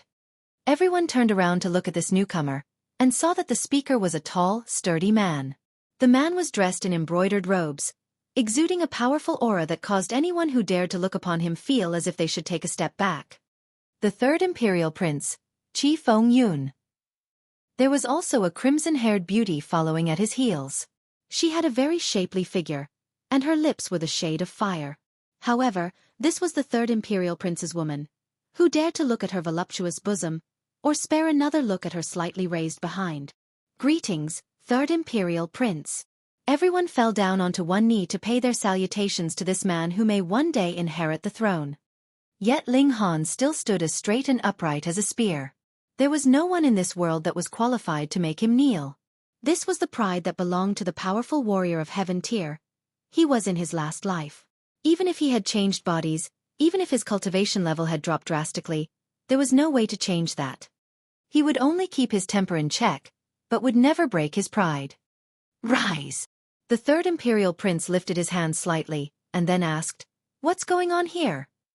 In reply to the 3rd Imperial Prince, and Xueming was cheering secretly in his heart. The violet-shaped badge was something that the 3rd Imperial Prince had gifted to a select few in the first place. And now that the main character was here, Ling Han's punishment would only be even more severe. Most importantly, When they found the violet-shaped badge among Ling Han's belongings later, Ling Han would have no way to deny it, because how could the third imperial prince not recognize his own token? And Xue Ming immediately began to recount the facts of the matter. Of course, according to him, he had received a report from Feng Luo about having lost the token, and so, following the trail of clues left behind, went on to suspect Ling Han, which was why he was here with members of the discipline committee to search Ling Han's room and arrest him for theft. When the third imperial prince finished listening to this tale, an odd expression played about his features. Others may not know, but how could he not know that he had presented Ling Han with a violet badge just the day before? So what need was there for the latter to steal another? Based on his intelligence, he very quickly came to the realization that this matter was an attempt to frame Ling Han for a crime he had not committed. Furthermore, the mastermind behind this trap was very likely Feng Luo. Feng Luo watched all this happen from one side, and when he saw the odd expression on the third imperial prince's face, he thought that the latter was angered, and so he quickly fanned the flames by saying, "Your Highness, it's all my fault. I asked for the token from my elder brother, yet did not take care of it properly, which created an opportunity for it to be stolen by a thief. Please punish me, Your Highness." He bowed his head and clasped his hands in the third imperial prince's direction, but a cold smile curled up around the corners of his lips. Even he would have to be punished because of not taking care of the third imperial prince's token properly. So what kind of punishment would a thief like Ling Han get? He who said he was stupid. He was an expert of the highest grade in this kind of crafty plans and machinations. It was only that he had no use for this kind of thing in the past, as whatever he wanted done, would be done with one word from him. The third imperial prince cast a meaningful glance at Ling Han, before turning his eyes back to Xue Ming. "So, what do you plan to do?" "I naturally plan to search Ling Han's room. We have already obtained solid proof that Your Highness's token is definitely in his room." And Xue Ming said confidently. He would of course never think that Feng Yan's brother would dupe him. The third imperial prince smiled, and took a look at the other people of the discipline committee, and said, "Do you all think this way?" The others all looked a bit hesitant. In truth, they were all very much confused. They had come all this way here merely because of Xue Ming's command, so they had no idea what was really going on here. But they all knew about the relation between Xue Ming and Feng Yan, so when they saw Feng Luo, they had already managed to guess a bit of what was going on. And now, with this question from the third imperial prince, they could not help but hesitate. After all, once this issue became bigger, whatever they said now would be testimonial statements. It would be extremely easy for others to take advantage of any loopholes present in their words. Being in the discipline committee was a very tempting job. There was no need for them to leave the academy to go on practical training trips, and they'd still be able to earn academic points. Thus, they were naturally envied by a lot of people. "We are not really sure." They finally decided to tell the truth. And Xue Ming instantly gave a cold hump in his heart, but this would not affect anything. As long as he managed to find the violet badge in Ling Han's room, he'd be able to firmly nail this crime on Ling Han's head. He said, "Your Highness, this person has continued to put up a stiff resistance against our authority. Please wait while I apprehend him." "Wait," Ling Han said and smiled. "Do not speak before you think. A good, well-disciplined student like myself is of course most ready to cooperate with the academy. It's just that I don't like the look of you. But since the third imperial prince is here, then fine, let's go and search my room." And Xue Ming was surprised. He never thought that Ling Han would simply submit like this. "I have not committed any crime, so my conscience is clear," Ling Han said. And Xue Ming instantly understood, though he secretly laughed at Ling Han's naivete. This was not something that could be simply solved just because you were innocent. This was fine. When he was caught red-handed, there would be no way for the brat to deny the accusation. The lightest punishment would be being expelled from the academy, or in the best-case scenario, perhaps the third imperial prince would act personally to deal with him. "Just go die, idiot." Ling Han advanced without fear, while the others followed behind him. Even the third imperial prince was no exception to this. If anyone who did not know what was going on saw this, they'd think that Ling Han was the commander of this big group of people. And Xue Ming very soon realized this, and quickly shot to walk in front of Ling Han, looking at him furiously. Ling Han smiled softly and said, "What are you glaring for? Something wrong with your eyes? Plus, Why does a mere commoner like you dare to walk in front of the third imperial prince? Are you intending to commit treason? Damn, what a serious accusation. And Xue Ming felt as if he was about to pass out. He only had not wanted to let Ling Han look so awesome, but why was he suddenly smashed with such a large accusation? He secretly shot a glance at the third imperial prince and saw that the latter's expression was indeed a bit dark, causing him to feel even more dizzy. He hurriedly asked, "Didn't you also walk in front just now?" "Nonsense. I'm bringing you all to my room. If I don't walk in front, am I supposed to walk at the back? Has your head been kicked by a mule?" Ling Han mocked mercilessly. Cold sweat appeared on Xue Ming's forehead. "Surnamed En, what is your intention? Disrespecting the third imperial prince is considered high treason." Ling Han said calmly, yet only made things worse. "Do not slander me." And Xue Ming never thought that a subconscious action of his would allow Ling Han to dig out such a huge problem for him. He hurriedly began to explain, really afraid that this moment of carelessness would be firmly taken grasp of as a weakness of his and used to attack him. "Enough, since Ling Han told you to search, why are you all not searching yet?" The third imperial prince said, his face filled with impatience.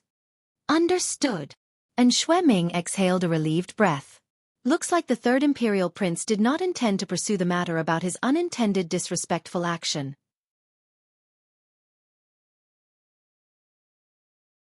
Chapter 113. Idiot. "Start the search." And Xue Ming turned around and pointed. His confidence returned. "Wait!" Ling Han called. "What is it? Do you have something on your conscience? Finally afraid now?" And Xue Ming smiled coldly. Ling Han pushed the door open and called out, "Hun Yo!" Xiao! A tiny figure pounced forward and leaped into Ling Han's arms. It was Hun Yo. The little girl lacked patience, so Ling Han had told her to play by herself in the room while he went to pay a visit to Mo Gao. For Hun Yo, who had a very strong sense of territory, these people who had intruded her territory were simply challenging her to battle. The little girl would not care whether she would be able to defeat them or not. She would definitely pounce on these intruders, her little claws out and little mouth open to take a bite of these trespassers. "All right, go ahead," Ling Han said with a smile. And Xue Ming could not help but cast a suspicious look at Hun Yo. He was worried that Hun Yo had hidden the stolen goods on her body, but when he thought further about it, there was no opportunity for Ling Han to communicate with Hun Yo. He didn't even know what the stolen goods were, so there should not be any possibility of this happening. "Search," he said to the other members of the discipline committee. "Understood," the others replied, and like a wave, they poured into the courtyard. Ling Han waited outside with Hun Yo in his arms. The third imperial prince, the crimson-haired beauty, Mo Gao, Feng Luo, and Wei Heelu too waited outside. They were not members of the discipline committee, so of course they could not simply barge into the living quarters of a student. The sound of trunks and boxes being overturned was heard from within. Ling Han simply carried a chair out of the courtyard, and sat down, Hun Yo still in his embrace. When the crimson-haired beauty saw this, she too carried a chair out of the courtyard, and invited the third imperial prince to take a seat. Feng Luo would of course not be willing to simply stand. "If you are all seated and I'm still standing, then wouldn't that mean that I would look like your servant?" "Halt!" He had just raised his foot, and his advance was stopped by Ling Han's shout, "I do not allow dogs to enter into my courtyard." "Wah, what?" Feng Luo instantly jumped up. "You dare to call me a dog? You've already been stepped on by me quite a few times. Yet why do you still not understand your own status?" Ling Han shook his head and sighed. "Having been entangled too many times with a minor character like you would not be to my taste. There's nothing interesting in stepping on you, but if it was your brother, then there might still be a bit of a sense of achievement in that." This was not him trying to exaggerate. When he had still been a powerful warrior of heaven tier, anyone who was qualified to be stepped on by him would have to at least be a powerful warrior in deity transformation tier. "Ling Han." Feng Luo spat out his name in 2 breaths. His eyes so filled with fury that it looked like they were about to spit out flames. He pointed at Ling Han and said, "You can be as stubborn as you like now, but later, you will definitely die." A smile turned up the corners of his lips, and Ling Han said, "I'm also bored of looking at this face of yours. It's best if you get lost from Huyang Academy." "We've found it." Right at this moment, a gasp of shock was heard from within the courtyard, and a few moments later, Shui Ming and the others marched out. The one in the lead was Shui Ming, and he was holding a badge while a cold smile appeared on his face. Ling Han, what else do you have to say now? Shui Ming held the badge forwards. This is not mine, Ling Han said nonchalantly, after casting a look at the item. Of course it isn't. Feng Luo interrupted. This is a gift from the third imperial prince to my brother. I suddenly discovered it was missing a few days ago, so it was indeed you who has stolen it. Ling Han erupted in laughter and said, Let me say that your intelligence is a bit low. You have to know, I have only arrived at the imperial city the day before yesterday. Even if you want to frame me, you would still have to get your facts straight. Feng Luo stared blankly at this. He had never imagined that Ling Han had just arrived at the imperial city, and would already coincidentally bump into him on the first night he was at the imperial city. He quickly argued and said, I must have remembered wrongly. I should have discovered it missing yesterday or the day before yesterday. Ling Han was filled with admiration and said, There is indeed something wrong with your brain, you don't even remember when you have lost it. Additionally, this team leader of the discipline committee, you are indeed quite skilled. In such a short period of time, you managed to narrow down all your suspicion to me? Hang, you're now caught red-handed. Whatever you say now is merely you trying to escape the just punishment. Shui Ming knew very well that the longer they spoke, the more gaps there would be revealed in their accusations. He only had to firmly hold on to the truth, that Ling Han was a thief, and that would be enough. There's a problem, Ling Han said with a smile. I would like to ask, why would I steal this thing? Ha, ha. Feng Luo obviously knew that Ling Han would ask this, so he laughed and immediately replied, This is a token of the third imperial prince, and anyone who has it in their possession would be considered a friend of the third imperial prince. This is something that everyone in the imperial city desire to possess. These words were indeed quite clever. These words firmly made Ling Han's crime solid, and also flattered the third imperial prince at the same time. Ling Han, what else do you have to say now? Shui Ming said, smiling coldly.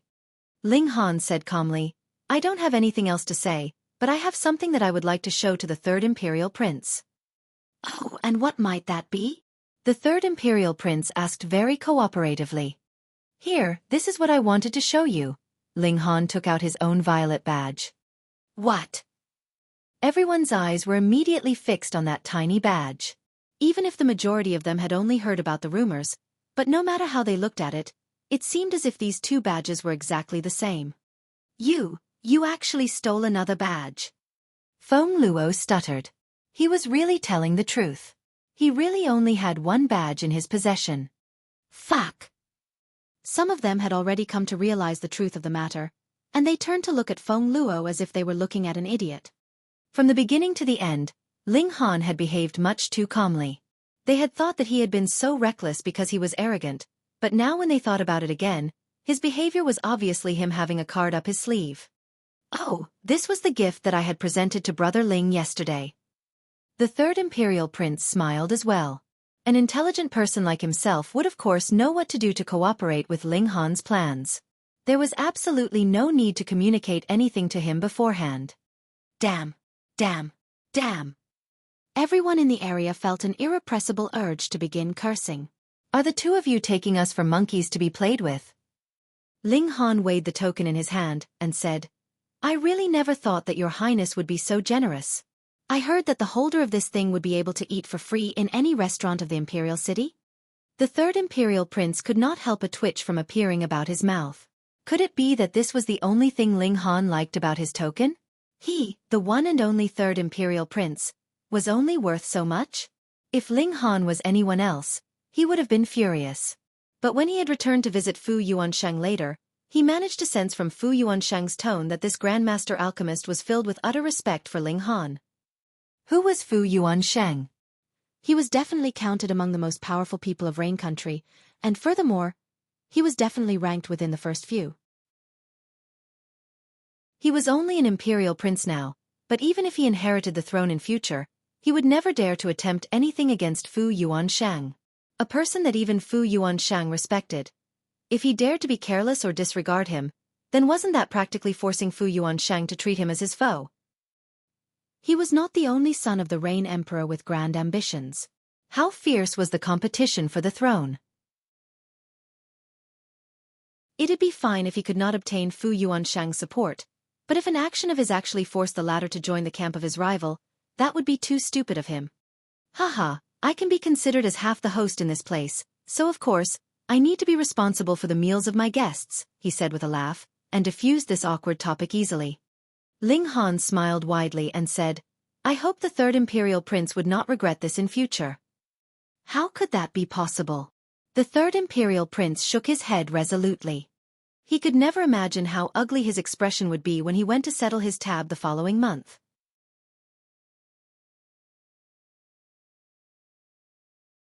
Chapter 114. Thrashing. Let me ask something.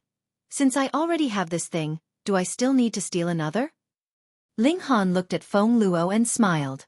Why did this guy have to use this badge of all things, to try to set him up? Of course. He had already discovered it when Wei Heelu intruded the night before. If they had intended to set him up with something like female undergarments, he would have definitely delivered everything back to Wei Heelu's place the very same night. Everyone was speechless at this. Having a single token was a sign of social status, but having two did not mean that your status would be any higher. Who knows, maybe stealing is your hobby? Feng Luo argued, however it is, the lost item was found in your place, so you must definitely be a thief. Idiot! Ling Han shook his head. Idiocy is really an illness. You experienced so many losses at my hands, and you still don't understand yet? In my eyes, you are only a mere clown. Nonsense. Feng Luo jumped up. My brother is Feng Yan, the leader of the younger generation, and in the future, he would definitely become an invincible existence of the new era. You are completely unqualified to become my foe. How noisy. Ling Han's expression turned cold all of a sudden, and he began to walk towards Feng Luo. It looks like you would still misbehave if you don't get beaten up some more today. What are you trying to do? Feng Luo took a few steps back. He knew that he was no match for Ling Han. Can't you tell? I am of course going to thrash you. I am truly worried about your lack of intelligence. Ling Han shook his head. One of his arms was still firmly holding onto Hu Niu, but against a person like this, whose cultivation level of element gathering tier had been raised completely with the use of alchemical medicines, a single arm would be more than enough. Ling Han, you dare. And Xue Ming pointed at Ling Han, his face filled with furious rage. To directly express his intention to thrash someone in front of him, the team leader of the discipline committee, like this, did Ling Han think he doesn't exist? Hang, I will settle things with you later. Ling Han glanced at him, his eyes cold and dark. He said to the third imperial prince, Your Highness, do me a favor and don't allow him to interfere. This tone. Everyone was shocked dumb. Are you ordering around the third imperial prince like a servant? In the whole imperial city, aside from the Rain Emperor, who dared to command the third imperial prince in this way? The third imperial prince rubbed his nose a bit and said, Don't worry, brother Ling. Yes, Feng Yan did indeed have endless future prospects, but his current cultivation level was not even a match for him.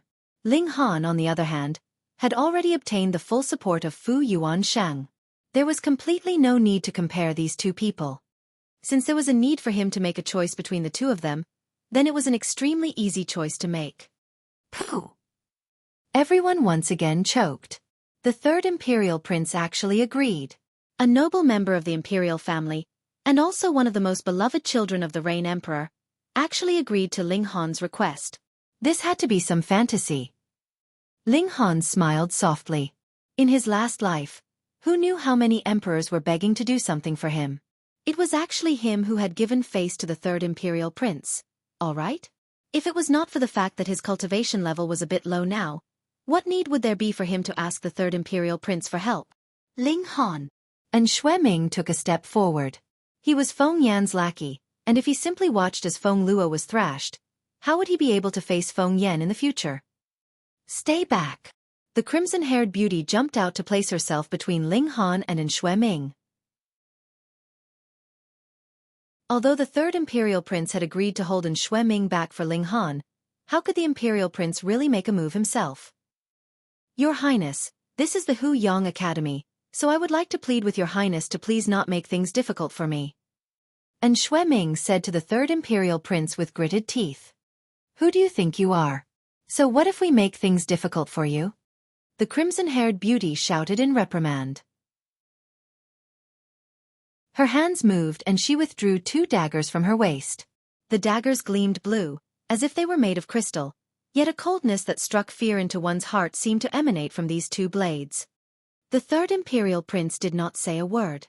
Obviously, he was aware of his own status, and disdained to argue with Xue Ming. Ling Han did not bother about them, and simply continued to advance towards Feng Luo. Don't come near me. Don't come near me. Although there were over 10 people here, Feng Luo did not feel any sense of safety. He continued to step back, and turned around in preparation to flee. Ling Han shot forward and caught up with him, then grabbed onto Feng Luo's shirt. He pulled his arm back and pang! Feng Luo had fallen onto the ground. Ling Han smiled calmly, and said, "People say that once wounds recover, the pain is forgotten. You, on the other hand, have just had your whole mouth of teeth shattered just the day before yesterday, and now actually dare to once again trifle with me? Do you really not know how the word dead is written? Ling Han, don't you dare go too far, my brother is Feng Yan." Feng Luo said loudly. He was only left with this one trump card to play. I know. You've already said this a lot of times. Ling Han said with a smile. Pa! And his foot had kicked out and struck Feng Luo. Pang pang pang pang. He gave Feng Luo a heavy thrashing. After he was done, he finally took a step back, Hu Niu still in his hold, and said, "Tell the complete truth about your attempts to set me up." "Nonsense, I did not set you up." Feng Luo groaned. He still had this little bit of intelligence. If he admitted publicly that he had set Ling Han up in front of all these people, then the lightest punishment he would get would be expulsion from the academy. Let's see how long you can maintain your stubbornness. Ling Han invited Hu Niu to join him, and together, the 2 of them thrashed Feng Luo enthusiastically. Everyone around them sucked on their teeth in secret. There were more than 10 members of the discipline committee here, plus a teacher and the third imperial prince. Yet Ling Han actually dared to thrash Feng Luo in front of so many people. He was indeed extremely brave. Really arrogant. Really awesome. Feng Luo was not a person with indomitable will. Very soon, he could no longer endure being pummeled, and recounted how he had planned to set Ling Han up. He had even revealed Xue Ming's part in his plans, completely betraying his teammate. Hearing him reveal the truth, Xue Ming and Wei Heelu paled, wanting nothing more than to bite the fool to death. Hang! The third imperial prince immediately put on a severe expression, and said, "Xue Ming, as a team leader of the discipline committee, you actually dare to break the rules. Though I am not a member of the discipline committee, but as an imperial prince of Rain Country, I will suggest to the academy to give you a severe punishment." No. Xue Ming was filled with fear and horror at this, almost going into an emotional breakdown. You all have heard Feng Luo's confession, right? The third imperial prince cast a severe look at the other members of the discipline committee, and with no exception, everyone nodded. Are you kidding? Feng Yan was merely a true disciple, while the third imperial prince was a core disciple. Merely comparing these 2 different statuses was enough for them to know which side to choose. Moreover, one of them was an imperial prince, who had a chance of inheriting the throne in the future. Who would dare oppose his words? "No, I have nothing to do with this, it was all Feng Luo's commands," Wei Heelu said, trembling in fear. He really felt very wronged in this. He stood up for Feng Luo the day before yesterday, and the result was being expelled from the alchemy department by Wu Songlin, and now he tried to set up Ling Han under Feng Luo's command. The result would likely be even more horrible. Why was he so unfortunate? Whatever you have to say it when you are at the discipline committee. The third imperial prince gave a wave of his hand and said, "Take them away." Understood. The other members of the discipline committee coldly did as he said. At the end of the day, this Hu Yang Academy was established by the imperial family, and the third imperial prince could definitely be considered as half their master. Who dared to disobey his commands? Feng Luo and the other 2 were completely pale as they were escorted away by the discipline committee.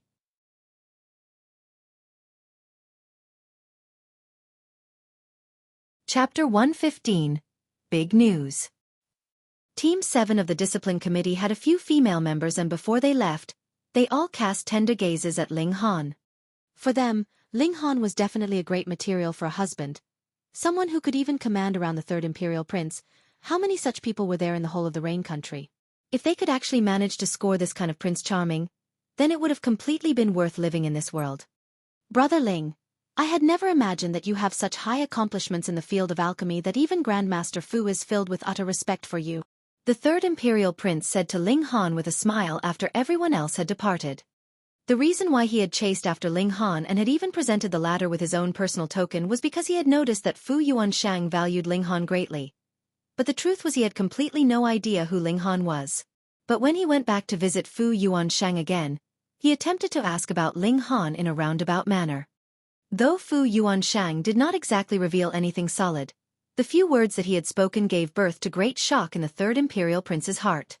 Thus, even though only one night had passed, he had immediately come to pay Ling Han a visit. For someone like him whose ambition was to one day inherit the throne and become the emperor, Ling Han was too valuable an asset.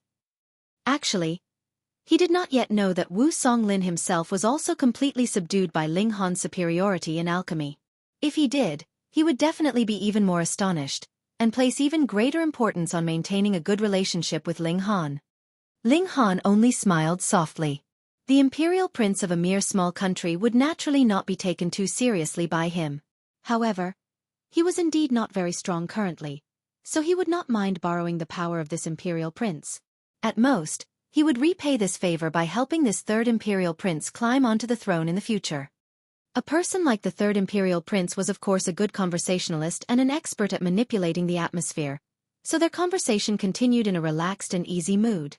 When their conversation ended, the third imperial prince excused himself and departed. Personal relationships would of course not be established and strengthened in a single day. When it was noon, Wu Songlin arrived and delivered 10 monetary notes, each 1,000,000 silver coins in value. Thank you, young Master Han. Wu Songling wore an expression filled with absolute gratitude. If anyone who did not know the whole story saw this, they'd definitely be confused, wondering secretly whether Wu Songlin had gone crazy. What person would deliver money to another and even thank them? But for Wu Songlin, that major origin spirit replenishing technique could never be valued with mere money. Even if Ling Han had asked for 100 million or a billion, he would still think of some way to collect the money. Ling Han gracefully accepted the money. He was indeed lacking funds right now, and furthermore, the major origin spirit replenishing technique was indeed worth this amount. Moreover, money was only important when his cultivation level was low, but by the time he reached flower blossom tier, who would still use such worldly stuff? However, money was still very useful to him now, so Ling Han smiled in satisfaction. When Wu Songlin saw this, he immediately took advantage of the opportunity to ask Ling Han for guidance. Ling Han simply gave him a bit of guidance. Being able to become a black-grade high-level alchemist, Wu Songlin was indeed quite talented. There were a lot of problems that only required a few pointers from Ling Han, and he would be able to understand the theory behind them. Otherwise, Ling Han would really not have the patience to teach him. Wu Songlin had just barely left, and Lu Yutong had brought Ling Zixian over. Ling Han did not bother to venture out of the academy to eat, and decided to simply use whatever ingredients he had on hand to prepare lunch. Because there was an extreme glutton present, the amount they prepared was terrifyingly excessive. If anyone who did not know the true reason saw this, they would think that they were preparing a celebratory feast. "I'm sorry," Lu Yutong said all of a sudden. "Why are you apologizing so suddenly?" Ling Han asked nonchalantly, not thinking too deeply about why Lu Yutong was apologizing. "That Chen Yunxiang has a bit of a background, and I haven't managed to deal with him." "Who?" Ling Han turned to her and asked. Lu Yutong could not help but press a hand to her forehead and said, "You are really quite forgetful. Could it be that you've forgotten that an old guy attempted to snatch Xian Xian and Hu Niu away just the day before yesterday?" "Oh." Ling Han finally remembered who Chen Yunxiang was. He had not taken this kind of minor character to heart in the first place, and Lu Yutong had also declared that she would handle the issue, so he had of course completely put this old lecher out of his mind. He had never thought that even with the power of the Lu clan, there was still no way to deal with him. Chen Yunxiang has a daughter who is Sun Ziyan's concubine, Lu Yutong explained. Sun Ziyan. Ling Han could not help laughing at this. How could anyone name their child that? Weren't they afraid that the child would be addressed by others as Sun Zi in the future? The Sun clan is one of the 8 great clans of the imperial city, and Sun Ziyan is the most outstanding member of their younger generation. He should be about 25 years old this year, and has just broken through to Gushing Spring Tier, so he is very much valued by the Sun clan, Lu Yutong explained. And so, the Lu clan does not wish to make an enemy out of the Sun clan, and thus will not continue pursuing the matter? Ling Han asked. Lu Yutong sighed and said, Indeed. Sun Ziyan dotes very much on Chen Yunxiang's daughter. My clan had just made a move on the Chen clan, and Chen Yunxiang immediately went to seek the help of the Sun clan. Sun Ziyan stepped forward personally, and bailed Chen Yunxiang out. Ling Han gave an "oh" at this. No wonder Chen Yunxiang dared to collaborate with the Earth and Water faction to kidnap young girls in broad daylight. So it was not just that he was outrageously bold because of his lust. He also had a Sun clan to support him. Even if anything actually happened, there would be someone to cover for him. Since the Lu clan can do nothing to him, then I shall act personally, Ling Han said. In any case, Chen Yunxiang in his eyes was no different than a flea. One stomp from him and he's dead. Lu Yutong looked very ashamed. She had promised that she would handle the issue, yet in the end, did not manage to fulfill her promise. Ha ha ha, don't look so down, you're a great beauty. Come, give me a smile. Ling Han said with a laugh. Snicker. Lu Yutong did not smile, but Hunyo did. She had currently stuffed her mouth full of meat, and this smile of hers did not even reveal any sign of her teeth. Puchi, when Lu Yutong and Ling Zixian saw her smile, they both broke into laughter. Are you eating? A melodious, gentle voice was heard. A pretty figure walked in. The figure was an extremely beautiful girl. Li Si-chan. Lu Yutong was very surprised. She never thought that she would see Li Si-chan appear here. Lu Yutong. Li Si-chan was also slightly shocked. The princess of the Lu clan actually deigned to eat with Ling Han? If this spread around, most likely no one would believe it. Who in the academy did not know that Lu Yutong was a well-known icy beauty? It was really impossible to imagine that she would behave so intimately with a man. Oh, so you know each other. That's good, then I don't have to introduce you, Ling Han said with a smile. Lu Yutong looked at Li Si-chan, and Li Si-chan looked at Lu Yutong. Combative flames flickered in the eyes of these two extraordinarily beautiful girls. Though they were collectively known as the Twin Pearls, in actual fact, they did not interact much with each other. It was only that the both of them were too beautiful, as well as that one was extremely talented in martial arts while the other was very accomplished in alchemy, that they were collectively known as the Twin Pearls. They were both clever girls, and seeing the other appear at Ling Han's courtyard, what did that signify? For some reason, a slightly sour feeling appeared in their hearts. Have you eaten? Ling Han asked Li Si-chan. No. Li Si-chan had already eaten, but just as she was about to say that, she changed her mind. Then come join us for a meal, Ling Han invited with a smile. Li Si-chan accepted the invitation without any reservations. She took a pair of chopsticks and a bowl, and slowly began to eat. Oh right, were you looking for me for something? Ling Han asked. Oh, I came here especially to inform you that a small earthquake happened a few days ago, and an underground river was revealed because of it. Moreover, there actually appeared ancient spirit tools that floated out with the river's flow. Li Si-chan revealed a very big piece of news.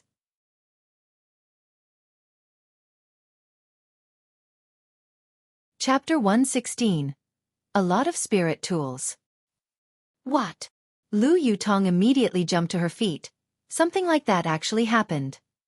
Spirit tools could only be created by powerful warriors in spiritual ocean or higher tiers. They would have to use their own energy to cultivate these tools, and after a long period of time, their respective cultivation techniques would be engraved on the tools using a unique method. These tools would then have power about equal to their maker. It may seem like the creation of a spirit tool was a simple process, but there was a limit to the lifespan of a martial artist. To be able to successfully create and perfect a spirit tool would require at least 20 to 30 years. Moreover, spirit tools had very specific, very high requirements regarding the materials that could be used to forge them. As a result, there really were very few spirit tools in existence. Of course, this was the situation in a small place like Rain Country. In Ling Han's last life, what warrior would not have a few spirit tools by their side?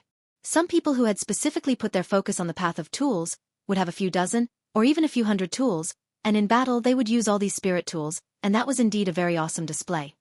But in Rain Country, the most likely to appear were the raw materials for spirit tools. How could there appear so many completed spirit tools? And now, a lot of spirit tools actually appeared floating in waters of an underground river. What kind of unbelievable idea was that? Ling Han did not have much interest in this. His target was returning to Heaven Tier. With incredible, unbeatable battle prowess on his side, what spirit tool could he not obtain? Moreover, that black tower standing proudly within his dantian was definitely a spirit tool as well, and most likely, it was of an inestimable grade too. After all, he had been in Heaven Tier in the past, so no matter how weak his actual ability was, he had been uncountable times stronger than Deity Transformation Tier. Yet a tremor produced by the Black Tower still obliterated him easily. And now, he need only concentrate on breaking through to Gushing Spring Tier, and then he'd be able to enter the Black Tower and could perhaps discover the secrets hidden behind it. He may even be able to control the Black Tower. Since that was the case, what use was there for him to expend extra effort to work hard for the sake of obtaining other spirit tools? How can you still be so calm? Li Si-chan looked at Ling Han strangely. When she first heard this news, she had also lost all composure like Lu Yutong. But what about Ling Han? He was acting as if he hadn't heard anything at all. Ling Han smiled calmly and said, "Just a couple of spirit tools, what's so rare about that?" A couple of spirit tools? Li Si-chan gave a hiss. This guy really liked to talk big. They were talking about spirit tools here, and for minor martial artists like themselves, if they could get their hands on a spirit tool, then even if it would not signify a complete rebirth, their battle prowess could definitely increase by 3 battle stars or even 5. And that wasn't awesome enough. She tilted her head and fixed her eyes on Ling Han. She suspected that the guy was only pretending, but Ling Han continued looking completely serene, causing her to feel disappointed. Why did I not hear of this news? Lu Yutong asked curiously. This was too inconceivable. She was the strongest member of the younger generation of the Lu clan. Logically, if even Li Si-chan knew of this, then it was impossible that her clan would not inform her of this. Li Si-chan deliberately sighed, and cast a pitying gaze at her. Lu Yutong could not help feeling flustered with this sigh from Li Si-chan, and began to doubt her value in the eyes of her own clan. Yet Ling Han only smiled and said, "Yutong, you need not be sad. This girl knows because Wu Songlin wants to do me a favor, and so sent her to inform me." There suddenly appeared a lot of spirit tools floating out through an underground river. This kind of news would definitely be strictly controlled, and only high-ranking individuals would have the privilege to go. He paused and continued, "There may be an ancient historical site at the source of the underground river, and passage of time may have caused a certain change in the site, causing the spirit tools from within to float out with the underground river. The higher ranks most likely are intending to open up this ancient historical site, but there may be unforeseen dangers within this historical site, so of course they would not be taking members of the younger generation like you girls to venture into this likely dangerous site." Li Si-chan stared at him in dumb shock, and after a while she finally said, "Are you really a 17-year-old young man? You said the exact same thing as my master." Ling Han laughed and said, "I've actually lived for over 200 years. These words instantly caused these two girls to roll their eyes. Who would believe such a thing? Ling Han gave a sigh. Even when he was telling the truth, it would be completely taken as a joke by others. This caused him to feel very hurt. Since that is the case, why would Headmaster Wu inform us? Lu Yutong very consciously put herself and Ling Han together. A faint displeasure arose in Li Si-chan's heart, and she immediately emphasized, "Master wanted me to inform Ling Han alone." This time, Lu Yutong did not look angry. She only gave a slightly meaningful smile. The displeasure in Li Si-chan's heart increased a bit, and she turned back round and said, "Master said that these spirit tools seem to have their own consciousness, and there is no way for anyone to get their hands on them. After they appeared floating on the underground river, it would be fine if they were not disturbed. But if they were disturbed, they would immediately zoom up into the sky and disappear. Ling Han suddenly stood up, a solemn expression on his face. There were two kinds of spirit tools. One was the ordinary type, which was a spirit tool created by a martial artist engraving their martial intent on the spirit tool, as if they were putting their own stamp on it. As long as you managed to activate it, then it would be a very powerful weapon. But no matter what, it was still only a weapon, an inanimate object. This kind of spirit tool's power would slowly deteriorate with the passage of time, and the martial intent engraved on it would also slowly disappear before the spirit tool would finally degrade into a normal weapon or tool. This was very normal. A martial artist needed to absorb spiritual qi to replenish their energy, and once a spirit tool left the hands of this powerful warrior and was used by a weaker person, the energy expended would be less than the energy inserted. Thus, naturally the power contained within the spirit tool would slowly be exhausted. But there was another type of spirit tools, the ones produced with certain unique materials in the process of becoming spirit tools. They would develop their own consciousness, their own spirits. Spirit tools that had their own spirit were able to absorb spiritual qi on their own to replenish their energy, like how a martial artist cultivated. And no matter how much time passed, their power would not diminish in the slightest. To forge this type of spirit tools, it'd require indescribably valuable and priceless materials. Rain Country.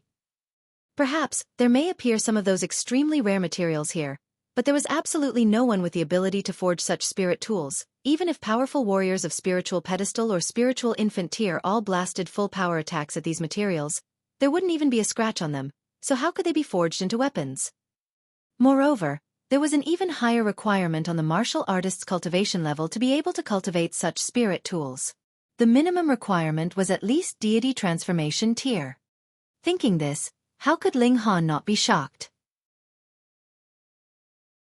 There actually appeared so many level 8 or even level 9 spirit tools, simply floating out with an underground river dam. Even in his last life, there were only 7 powerful warriors of heaven tier. Ling Han was instantly interested, and said, "Where is that underground river?" "Che, I thought you considered yourself above such worldly matters, but you're still interested, aren't you?" Pretending to be mature. Li Si-chan mumbled. "Stop blabbering, where is it?" Lu Yutong instantly asked in a reprimanding tone, having no fondness for Li Si-chan at all. "Apologies, Master told me to tell Ling Han only," Li Si-chan countered, not showing any weakness. "Ha, I am Ling Han's attendant. Whatever you want to tell my master, you must first tell me," Lu Yutong said a bit proudly. "What?" Li Si-chan was astonished, casting a gaze filled with disbelief at Lu Yutong. Lu Yutong was the princess of the Lu clan. She had so many admirers they could queue up in a line and surround the whole imperial city a few times, and now she had actually become Ling Han's attendant? But when she thought about it, even her master, Wu Songlin, addressed Ling Han as young Master Han, so the princess of the Lu clan did not seem that much of a VIP when compared with him. Moreover, just take a look at this girl's expression, she was obviously showing off. Li Si-chan really felt that she was going to be driven mad by frustration.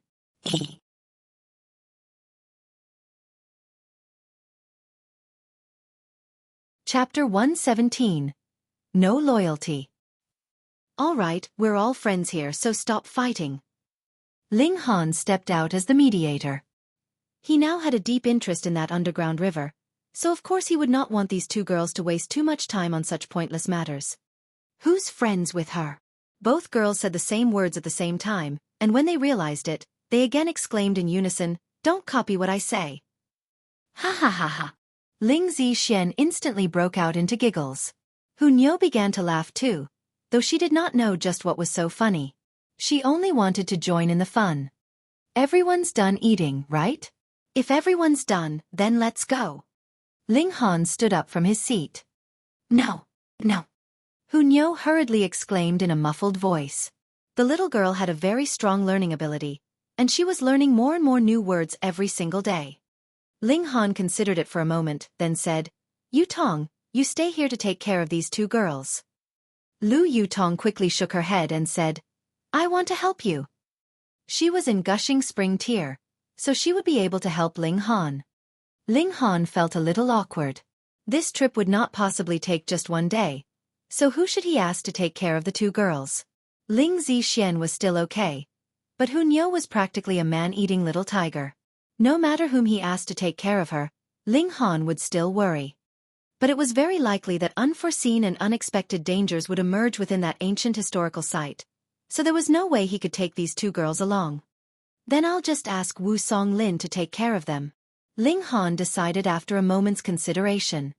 Li Si-chan instantly rolled her eyes. Her master was a black-grade high-level alchemist and was also the headmaster of the alchemy department, and now he had actually been degraded to becoming a babysitter. She didn't know if her master wouldn't actually pass out when he heard this. Yet Ling Han found this to be a good idea, because Hu Niu was definitely not a well-behaved child.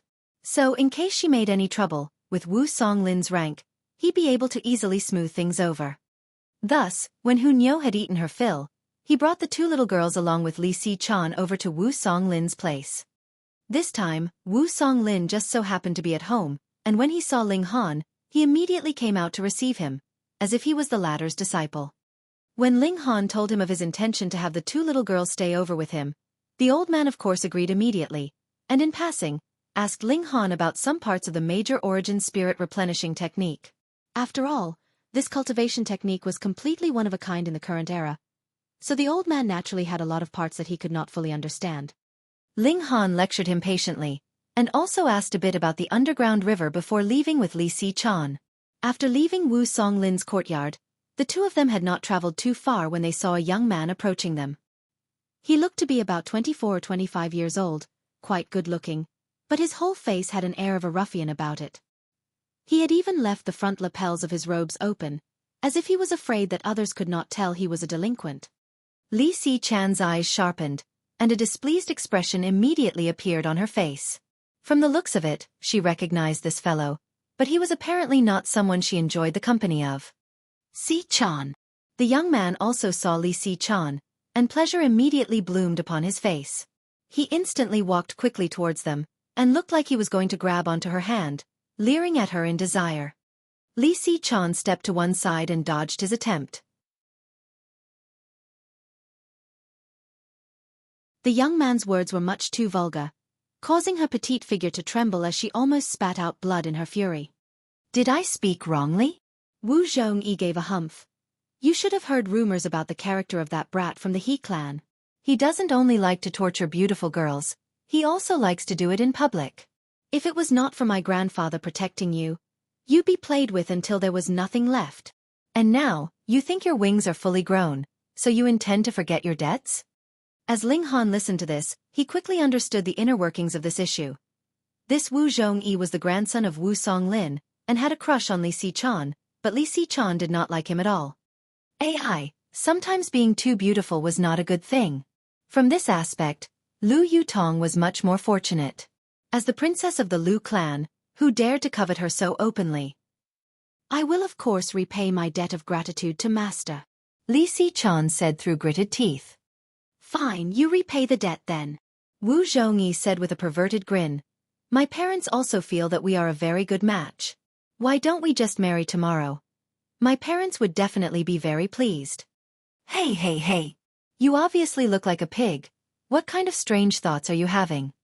Ling Han took a step forward and placed himself in front of Li Si-chan. Your name's not good either. Wu Zhongyi, no loyalty, AI. Just from the name itself I can tell you're scum. And who are you? Wu Zhongyi stared blankly. Pa! Ling Han's hand rose and fell quickly, giving him a slap. He slowly withdrew his hand and said calmly, The thing I dislike the most is people cursing in front of me. Wu Zhongyi only felt very aggrieved. Weren't you the one who called me a pig in the first place? Oh, I was not cursing you just now. Just telling the truth. Tell me which part of you do you think does not resemble a pig? Ling Han explained. He was still a very polite, well-mannered person. You're still calling me a pig. Wu Zhongyi instantly jumped up and pointing at Ling Han's nose, exclaimed, How dare you? You not only curse at me, you even dare to hit me? Pa! Ling Han once again gave him a slap, causing Wu Zhongyi to spin around on the same spot for 4 times before directly falling down and sitting on the ground. He waved his hand a bit and said, I also dislike others pointing at me. Don't you know that this is a very impolite, and a very rude thing to do? So hitting people was something very polite and very well-mannered then. Wu Zhongyi mocked in his heart, but he dared not speak these words out loud. He crawled to his feet and finally stood, pointing at Li Si-chan and said, "You ungrateful bee asterisk asterisk asterisk asterisk, you actually gang up with an outsider to bully me. I'll show you. One day, you will definitely marry me, and let's see if I won't asterisk asterisk asterisk asterisk asterisk." These words caused Li Si-chan's pretty face to become a few shades paler. Even Ling Han could no longer bear to listen to this vulgarity. He picked up a rock from the ground and slammed it onto Wu Zhongyi. "Aya!" Wu Zhongyi gave a miserable yell and fell directly onto the ground, no longer moving. Li Si-chan's expression quickly changed, and she said, "You didn't kill him, right?" It was true that she did not like this person, but Wu Zhongyi was Wu Songlin's only grandson. If he died, then that would mean that the Wu clan would end in this generation. "It's all right, I know my own strength." At most, he'd be bedridden for about 10+ days, and have a few problems with his memory. For example, he may not remember things that happened in these few days, or maybe these few months, Ling Han said, not very certain himself. Li Si-chan rolled her eyes. And this was light for him? But Ling Han had acted because of her, so she was still quite touched. "Don't bother with him. There's quite a lot of people passing through here, and soon he'd be discovered." Ling Han took hold of Li Si-chan's hand and pulled her away. That Wu Zhongyi was indeed a detestable character, so he would naturally not mind having the former lie here and rest for a while longer. Li Si-chan could not resist Ling Han, who was stronger than her, so she could only submit herself to being pulled along by him. When they returned to Ling Han's place, Lu Yutong saw that the two were walking hand in hand, and a spark of killing intent appeared on her beautiful face.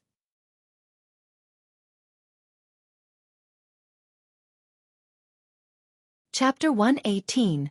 Blood-Gushing Mountain. Ling Han laughed and released Li Si-chan's hand before saying, "Have you finished packing?" Just now, he and Li Si-chan were in charge of sending the two little girls over, while Lu Yutong was in charge of packing their stuff. "I've finished," Lu Yutong said with a nod. The gaze she directed at Li Si-chan was not very friendly, as she pondered whether or not she should secretly kill off the girl in the wilds. "Then let's go." Ling Han seemed to be filled with anticipation. What actually lay underneath the underground river that high-level spirit tools would flow out from it? They went on their way, left the academy and traveled out of the imperial city, heading towards the blood-gushing mountain that was about 2,000 miles away. The mountain was named thus because every so often, the rivers and streams that surged from the mountain would be dyed red, as if it was blood flowing in the rivers, not water. Because the journey was quite long, all three of them rented horses. Otherwise, they would have to spend quite a few days merely on the journey itself. "I am an orphan, and it was only when I was found out to have remarkable talent in alchemy that I gradually left poverty. But it is not entirely a good thing when a woman is born too beautiful. As I grew older, I became the target of desire of more and more people." On the journey there, Li Si-chan began to reveal her circumstances. "Unlike Miss Lu, who has a powerful clan behind her to protect her, I could only try my best to keep a low profile and hide. However, I may be able to hide for a moment, but could never hide for my whole life. In the end, I became the target of the 7th young master of the He clan. But thankfully, I encountered my master at that time and he took me in as a disciple, allowing me to escape from a tragic fate." This was indeed a very pitiful story, but Lu Yutong was extremely displeased, for she was used for comparison. "You just see how pitiful the other was. Sigh, beautiful women suffer unhappy fates. How easy was it to incur the sympathy of men? And her? From birth, she was the princess of the Lu clan, enjoying all the luxuries and wealth granted to her identity. Damn this scheming woman." During the journey, they would travel by day and take rest at night, and with the company of the two girls, Ling Han did not feel too bored. A journey of about 2,000 miles couldn't really be considered too long, and as they managed to travel about 800 miles in a single day, 3 days later, they finally arrived at Blood-Gushing Mountain. The Blood-Gushing Mountain did not occupy too large an area. From east to west, north to south, it only occupied about 100 miles square or so. But the mountain was extraordinarily tall and steep, as if it was an arrow shot towards the clouds, going straight up into the sky. If one raised their head to look, no matter how good their sight was, they wouldn't be able to see the top. The extreme height of the mountain put it in a class of its own.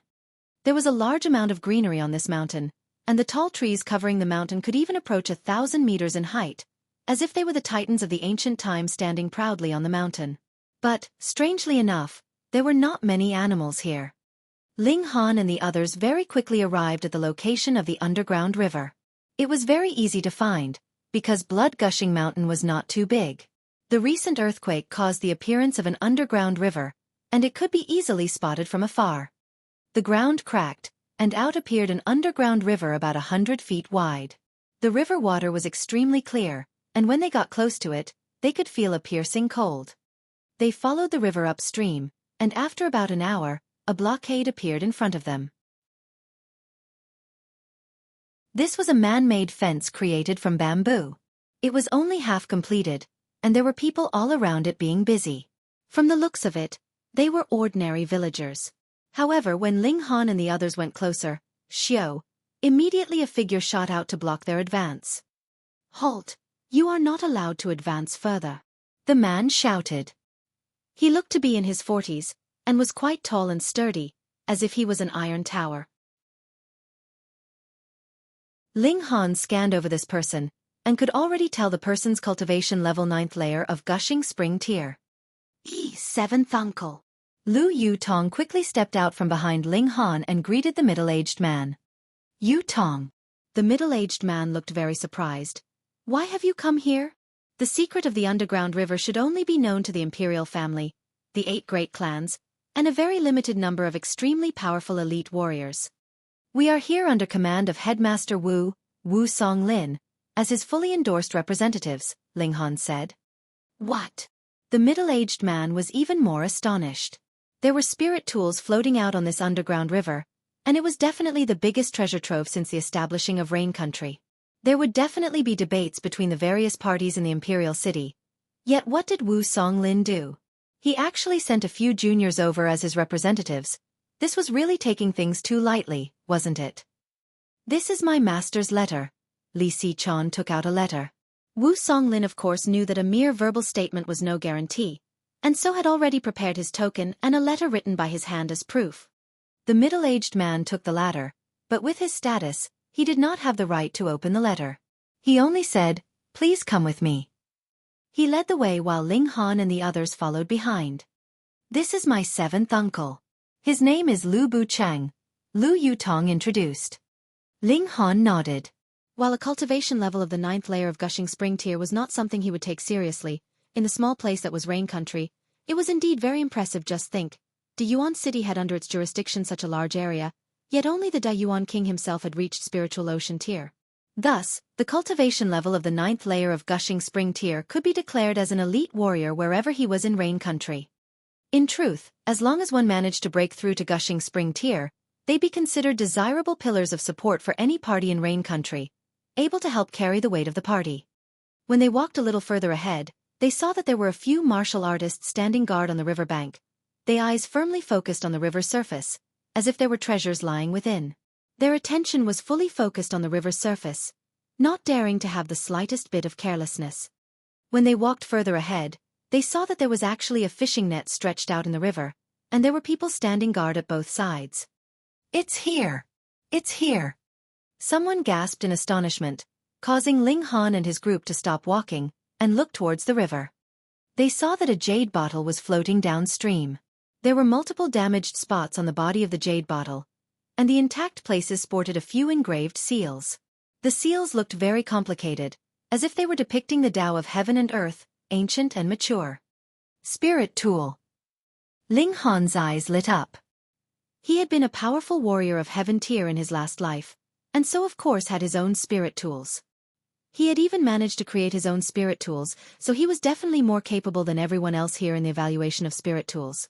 When he swept his eyes over it, he could tell that this spirit tool was nothing ordinary.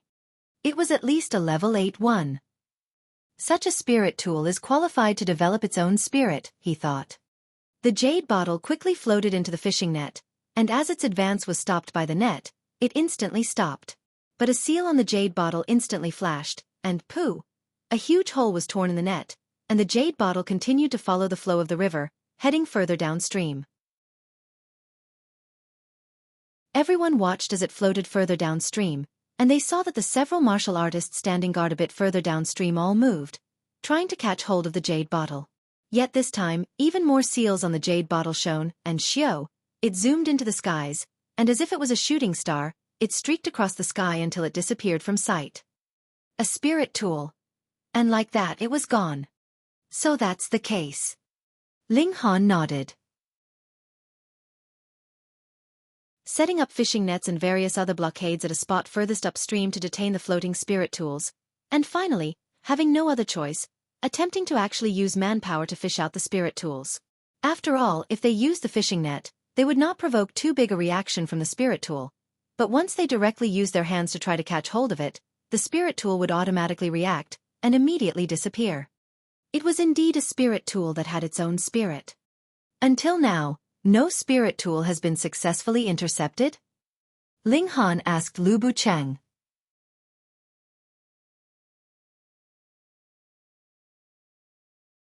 Chapter 119. Fishing for Spirit Tools. Lu Bucheng cast a glance at Ling Han, a spark of displeasure washing over his face. A little junior actually dared to ask him questions? Did he have no respect for his seniors? But for the sake of his niece, he did not immediately fly into a rage. Instead, he simply said with a darkened expression, there were indeed a few that were successfully captured, but they were all the more heavily damaged treasures. The spirits in some of them had already deteriorated, which was why we managed to intercept them. May I take a look? Ling Han asked. Lu Bucheng could finally bear it no longer. How precious and priceless were these spiritual treasures? Even if they were horribly damaged, they were still the most valuable of treasures. The seals engraved on them possessed a very high research value because within them was engraved the martial intent of ultimate warriors of the past. Perhaps there would appear several ultimate elites of spiritual infant tier with help from the research done on these seals, which would lift the overall level of martial arts in Rain Country to another level. How could a little youngster like yourself be allowed to look at such priceless items? Ah, Pei, even he himself did not have the right to. Hang, don't daydream. He rebuked, though his words were not too harsh. For the sake of his niece, he only intended to give this young man a little warning. Seventh uncle. Lu Yutong was a bit anxious, but when she saw no hint of displeasure on Ling Han's face, she felt slightly relieved, and said quickly, what's wrong with just taking a look? It won't break from just looking. Lu Bucheng almost spat out blood in his shock. Was this still that extremely talented, extraordinarily clever niece of his? Why did it seem as if there was something wrong with her head that she actually said such strange words? What did "it won't break from just looking" mean? The emperor also won't break from just taking a look, but was he someone you can simply meet with as you like? This was an issue about having the right to or not. I cannot make a decision on this matter. It's best we meet with the several officials in charge. He said. This was the truth. He was merely in the 9th layer of Gushing Spring tier. In the clan, he could be considered above average in terms of power, but was definitely not one of the core people of the clan. Not to mention, it was not just the Lu clan in this place. Why didn't you say so earlier? What are you acting so proud for if you can't make a decision? Ling Han shook his head. Damn. Lu Bucheng almost spat out blood again. This young man really remembered his grudges. He had only rebuked him a bit, and the young man had remembered his reprimand and said such harsh words to repay him. He wanted to fly into rage at that moment, but he recalled that though Ling Han was here with Lu Yutong, the token he was holding on to belonged to Wu Songlin.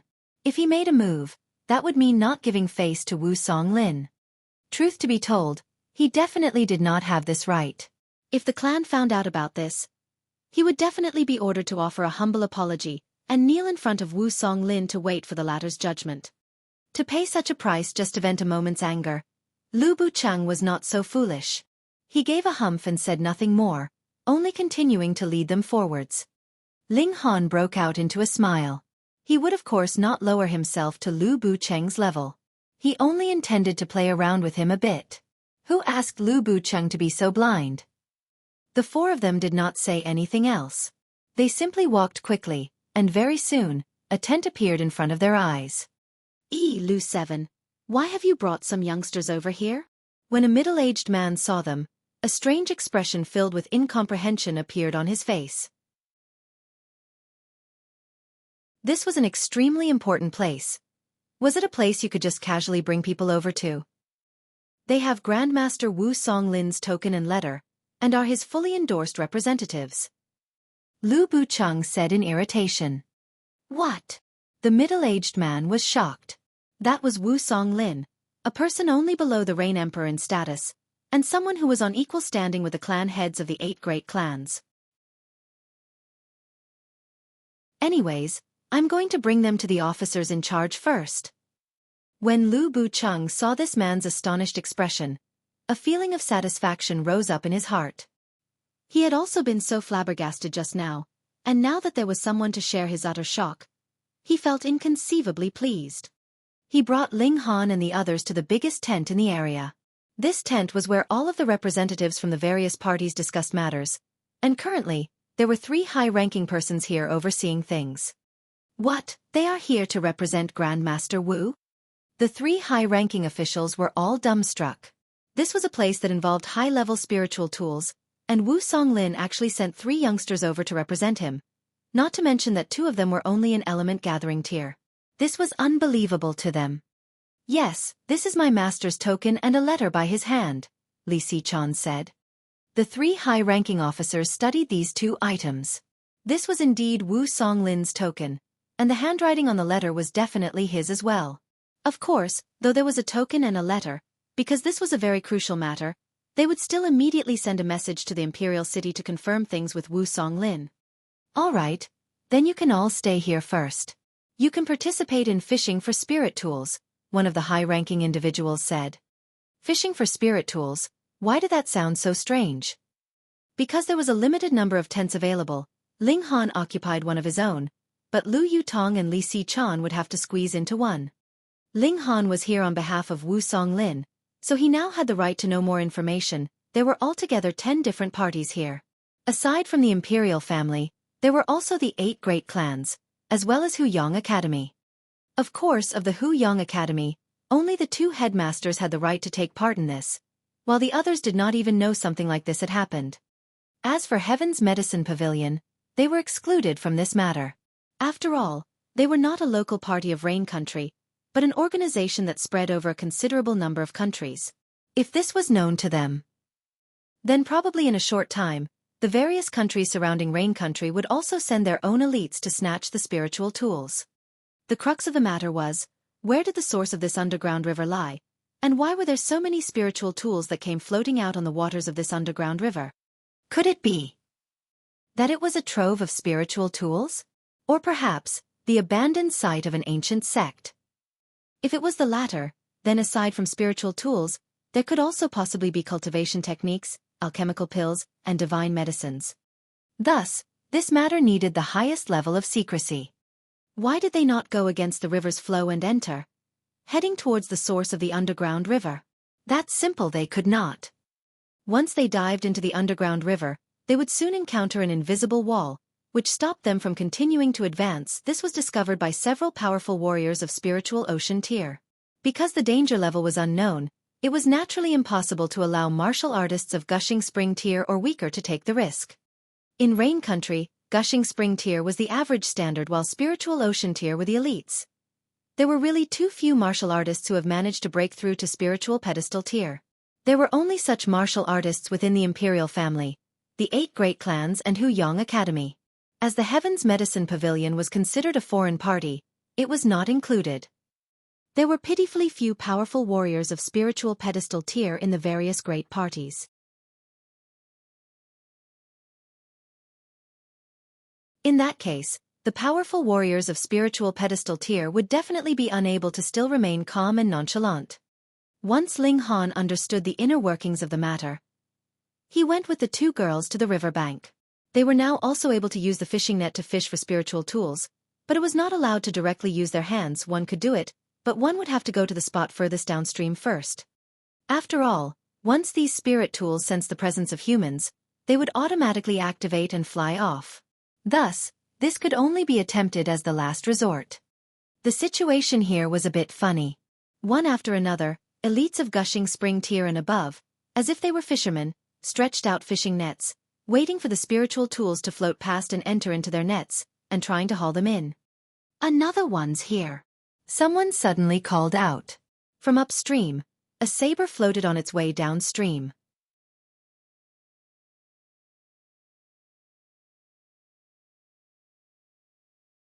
Chapter 120. Huge Doubt. How could such a heavy saber float so easily on the water's surface? This was the mystical nature of spiritual tools. Some would be as heavy as a mountain, yet some would be lighter than a feather. It all depended on the kind of martial intent engraved in the spiritual tool. At first, Ling Han did not pay too much attention to it. But when his gaze swept over the floating saber and he saw the symbol engraved on the saber's hilt, his expression changed instantly, and his entire body began trembling. What is it? Lu Yutong and Li Xichan both asked at the same time, and when they saw that the other had said the exact same thing, they both gave a humph. Their eyes followed Ling Han's gaze, but when they discovered there was a picture of a naked girl carved onto the saber's hilt, they both felt embarrassed, and could not hold themselves back from grumbling. Men were all indeed lecherous. Even Ling Han was no exception to this. Ling Han did not answer. He only kept staring at that saber, as if he had seen something incredible on it. In his last life, he had in total taken 4 disciples. 2 of them learnt the art of alchemy from him, while the other 2 studied martial arts from him. Of the 2 that studied martial arts from him, one was named Chen Rue Jing, while the other was named Jiang Yufeng. Chen Rue Jing was a more serious and mature character, while Jiang Yufeng was an extremely lively character, and a self-proclaimed romantic. Jiang Yufeng had a very weird habit. He liked to carve the picture of a naked girl on his weapons, and his expertise was in saber techniques. Was this a weapon that had once been used by Jiang Yufeng? Though Ling Han had never seen this saber before, there definitely were not that many people who would carve a naked girl on their saber. Moreover, they'd have to at least be in deity transformation tier, so the possibility of another person was even lower. Ling Han could practically confirm that the original owner of this saber must be his crazy disciple. Most importantly, Ling Han recognized Jiang Yufeng's style of drawing, so there could definitely be no mistake. After 10,000 years, he naturally knew that his 4 disciples had long died of old age. Thus, he did not think too much about them even after his rebirth. After all, life and death, and age and illness, were all natural ways of the world. But a weapon that had once been used by his disciple actually floated out on the waters of an underground river, and that was even along with other spiritual tools. This caused innumerable suspicions and doubts to arise within Ling Han's mind. Why? Why was Jiang Yufeng's weapon here? Ling Han's eyes focused on the saber. This saber was indeed very heavily damaged. There were nicks all over the saber's hilt, and the saber's blade was broken. However, because the materials used to forge the saber were indeed excellent, even after 10,000 years, the blade still remained as bright as water, without any signs of rust at all. Based on what he saw, he could deduce that Jiang Yufeng must have experienced a huge battle, and even his weapon was broken from it. As for Jiang Yufeng, a person who loved his weapons as if they were his very life, even if his saber was heavily damaged, he would still retrieve it to be carefully buried. Yet it now actually appeared floating on the waters of this underground river. A foreboding feeling suddenly arose in Ling Han's heart. Could it be that something unexpected had happened to Jiang Yufeng? But one has to understand, in his last life, not just him, even his 4 disciples who had followed him, the greatest alchemist in history, were all pill bottles, advancing through the ranks with the support of alchemical medicines. As a result, their power had risen extremely quickly. At that time, though Jiang Yufeng had yet to break through to heaven tier, he had already reached deity transformation tier. If he was given another 100 or 200 years, it was definitely no issue for him to break through to heaven tier. Moreover, he had altogether 4 disciples. If Jiang Yufeng had encountered a life and death calamity, how could it be possible that the other 3 would just stand by and watch? Could it be that it was a problem that could not be solved even with the combined forces of all 4 of his disciples? What had actually happened? A powerful urge rose suddenly within Ling Han. He wanted to advance to the source of this underground river to see if he could find some clues about what had happened. It's mine. It's mine. All of them acted immediately. After all, this saber was heavily damaged, so it was likely that the spirit within had already deteriorated. It no longer had visible might, and was easily captured by the fishing net. Thus, everyone began fighting over this saber. That was a spiritual tool. Even if it was a damaged one, it had extremely high value for research. If they managed to decipher even only one of the martial intent engravings on it, it would definitely allow them to drastically strengthen themselves. Ling Han's gaze grew cold and he declared, "This saber is mine." All of them were at first stunned, before breaking out into raucous laughter. "Is this real?" A little brat in element gathering tier actually dared to fight over the saber with elites of gushing spring tier like themselves. But though they laughed, they immediately came to blows. There were no rules in this place. The spiritual tool would belong to whoever managed to get their hands on it. With a long whistle, Ling Han barged into the midst of the ongoing battle. "How dare you!" Those elites of gushing spring tier raged. A mere martial artist in element gathering tier also dared to fight over the saber with them. The hierarchy of martial arts was extremely strict, just like the hierarchy of alchemists. When a yellow-grade low-level alchemist met with a yellow-grade mid-level alchemist, the former would have to pay his salutations politely, behaving like a junior. Similarly, element-gathering tier martial artists would have to behave like obedient grandsons in front of gushing spring tier martial artists. They didn't even have the right to stand together with the latter. What more to fight with them? "Get lost!" One of them stretched out a hand in a palm strike towards Ling Han. Gushing spring tier martial artists could give form to their origin power, which increased the power of their attacks by multiple folds.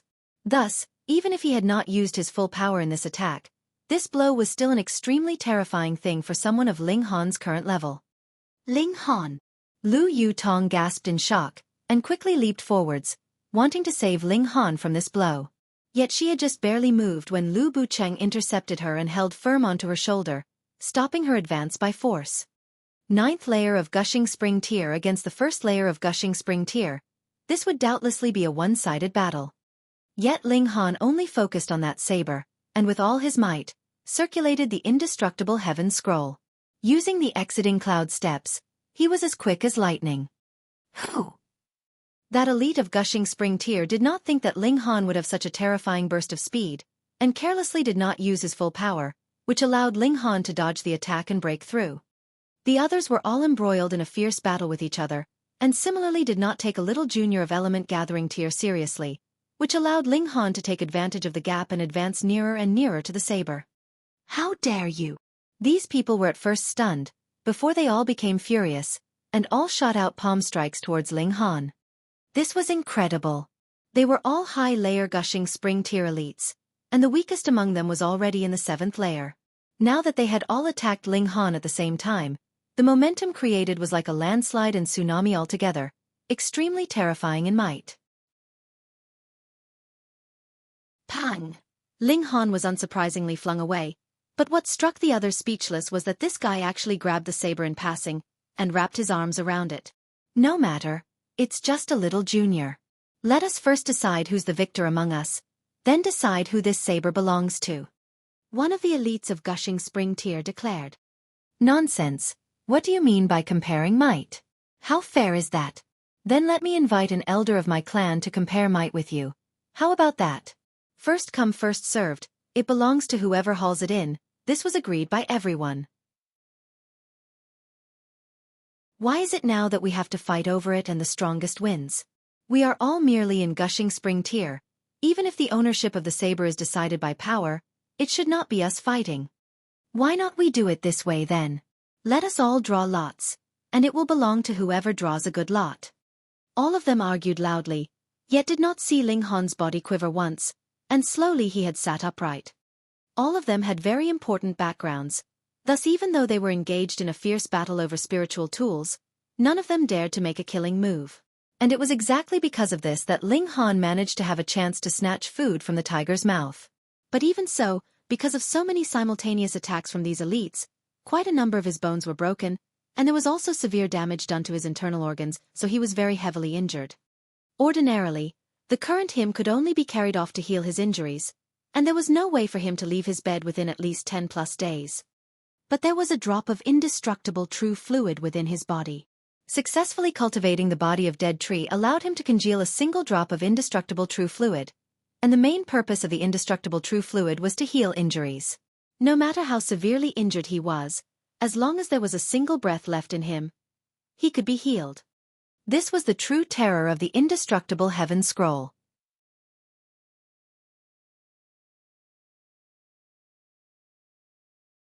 Chapter 121. Might of the Treasured Saber. Ling Han sent a mental command, and this drop of indestructible true fluid instantly dispersed. Like dew, it moistened every single part of his body. His damaged internal organs, as well as his fractured bones, were healing at a terrifying pace. One has to understand, even with Ling Han's talent, he had still spent 10,000 years' time to comprehend the first level of cultivation techniques of the indestructible heaven scroll. How could this single drop of indestructible true fluid that he had managed to congeal not be awesome? It could practically revive a dead person and allow new flesh to be grown on bones. It definitely could be claimed as the ultimate treasured medicine. Someone finally discovered that Ling Han had managed to sit upright, and a shocked expression flashed over his face. They were all very clear that none of them had made a killing move in the barrage of blows just now, but so many of them had all struck at the same time. Even if none of them made an attempt to kill, it should have been more than enough to cause serious injury to Ling Han. There was nothing to be done about it. Who asked this brat not to know what's good for him? In a way, this also allowed him to learn a valuable lesson. Yet the brat actually managed to so quickly get up. This was a big enough shock that their eyes were about to pop out from the astonishment. How could this be? Could it be that this brat was wearing some kind of treasured armor that could disperse part of the power behind any attacks that hit him? That should be the case. How could there be any other possibility? Brat, hand over the treasured saber. That is not something that you should wield. A middle-aged man shouted. Ling Han's eyes suddenly snapped open. The indestructible true fluid had completely exercised its effects, allowing him to mostly heal his injuries. He did not answer the speaker, but rather inserted his divine sense into the treasured saber in his hands to activate the spiritual tool concealed within the saber. He was no idiot. He could heal his injuries once with the help of the indestructible true fluid, but there was no way he could heal them a second time. Since he dared to grab food from the tiger's mouth, he would have to resuscitate this treasured saber. That way, what could a few gushing spring-tier martial artists do against him? He was Zhang Yufeng's master, and the former's martial arts were all taught by him. They were both of the same line of martial arts, so there was a high possibility that he could use the treasured tool left behind by Zhang Yufeng. This was a risk, but he could not consider too much about it anymore. How dare you ignore me, little junior? The middle-aged man who had spoken previously instantly grew furious. All of the people here were the heirs of the imperial family or the 8 great clans, so all of them had extremely high pride. How could they tolerate a junior putting on airs in front of them? He immediately acted. His origin power was given form, becoming a colossal palm which headed towards Ling Han in a grabbing motion. Li Yuan, you wish. Immediately, someone else made a move to stop him. He was of course not trying to help Ling Han, but it was rather that he feared this Li Yuan would take advantage of this opportunity to grab the treasured saber. Bastard! Li Yuan indeed had that kind of idea, and was enraged by this man's move to stop him. He could not help but immediately come to blows with the person who had attempted to stop him. Brat, hand over the treasured saber. Another person rushed over with the intention to grab the saber. It's mine. Mine. The battle royale had once again begun. All of them were fighting with each other, trying to get close to Ling Han. Capturing this brat would mean they would be able to obtain the treasured saber. As for Ling Han's own power, they had all automatically ignored any threat he could pose to them. He was after all only a brat in the 5th layer of element gathering tier. You all, have you had enough? Ling Han suddenly stood. His eyes cast over the group, holding a gaze that trembled with power. All of them experienced a shock. It was as if the young man standing in front of them was not a little martial artist of element gathering tier, but an ultimate warrior even stronger than the elders of their respective clans. They all felt indescribably weak and minuscule in front of Ling Han. But they immediately came back to themselves. Just a little brat, and he actually gave them such a feeling. This was really much too shameful. Hand over the treasured saber quickly. Li Yuan once again moved, making a grabbing motion towards Ling Han. Get lost. Ling Han waved the saber in a slash. Shwa! A bright flash washed out from the saber, as bright as a shooting star. Pooh! Li Yuan suddenly stumbled backwards, one hand pressing down on his chest. Fresh blood gushed forth from between his fingers, and his face had instantly turned pale. What? All of the others were flabbergasted with shock. One has to know that Li Yuan was in the 9th layer of gushing spring tier, yet he was actually injured with one wave of Ling Han's saber. How could they accept this reality? The treasured saber. It must be the might of the treasured saber. It was nothing new for them to have obtained damaged spiritual tools. After all, it was as if all of them were dead. The value of them lay only in the martial intent engraved in the seals upon the body of these spiritual tools. But Ling Han had barely just obtained this treasured saber, yet he could actually activate the might of the treasured saber. How inconceivable was that? Ling Han stood, wielding the saber in his hands, and asked, "Just now, you all really had fun ganging up on me, huh?" Hiss. All of them could not help but take a step back. Who would have thought that a little junior in the 5th layer of element gathering tier would suddenly possess the ability to pose a threat to high-level martial artists of gushing spring tier? There was no way that Ling Han would stay nice.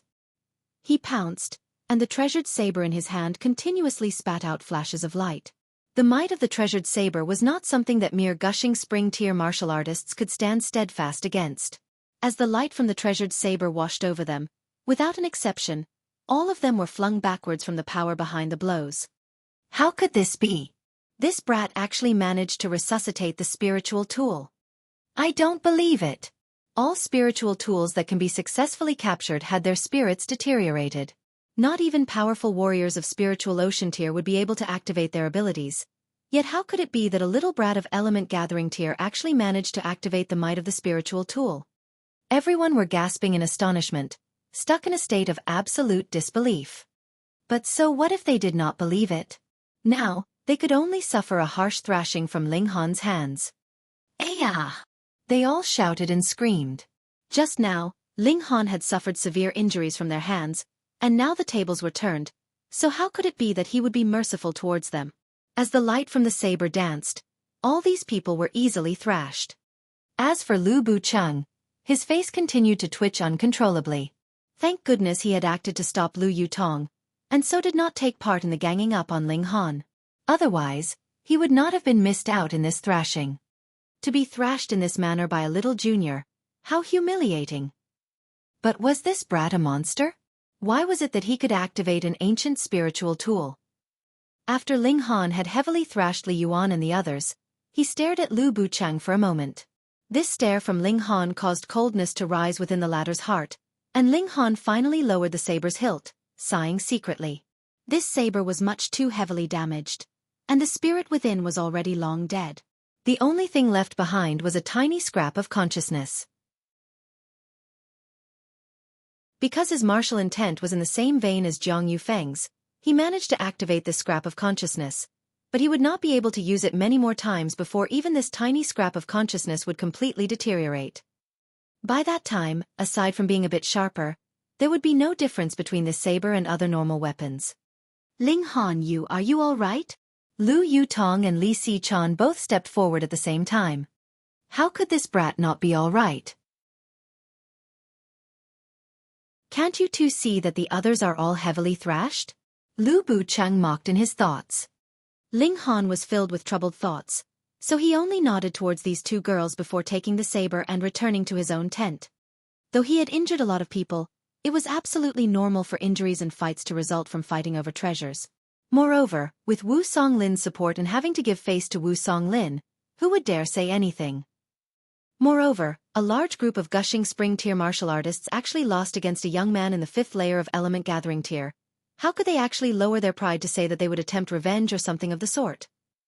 Ling Han sat within his tent, and placed the saber on his lap, studying it closely.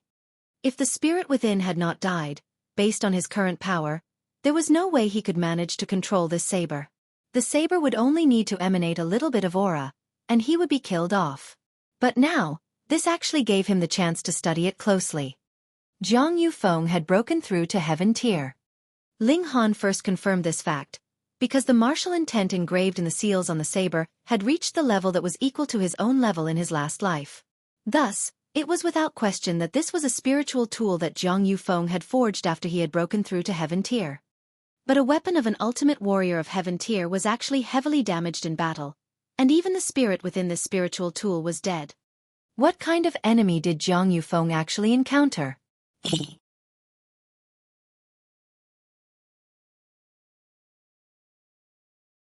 Chapter 122.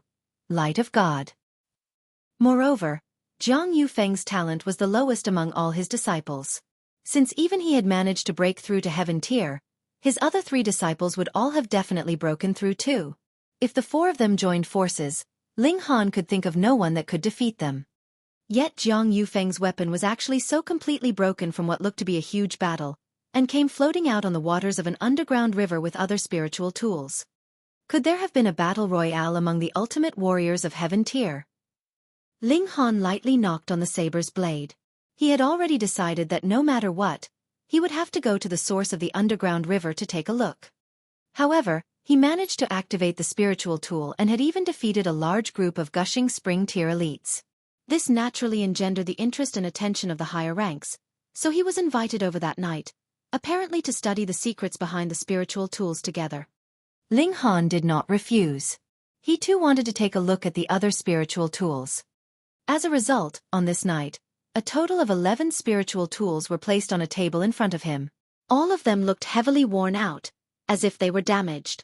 If it was not said, who would believe that the things lying on this table were all immeasurably valuable? Young friend Ling, how did you manage to resuscitate the spiritual tool? A spiritual ocean tier warrior from the Zhao clan asked. His name was Zhao Wuxia, and in his younger days, his nickname was Nobleman Wuxia. His reputation as a romantic had once spread through the entire imperial city, but unfortunately, he was already in his twilight years now, so the charm and grace of his youth were long gone. This old man was already in the 9th layer of spiritual ocean tier, and had been stuck for many years. Even if he managed to advance and break through to spiritual pedestal tier, he would not have too many years to enjoy his new position.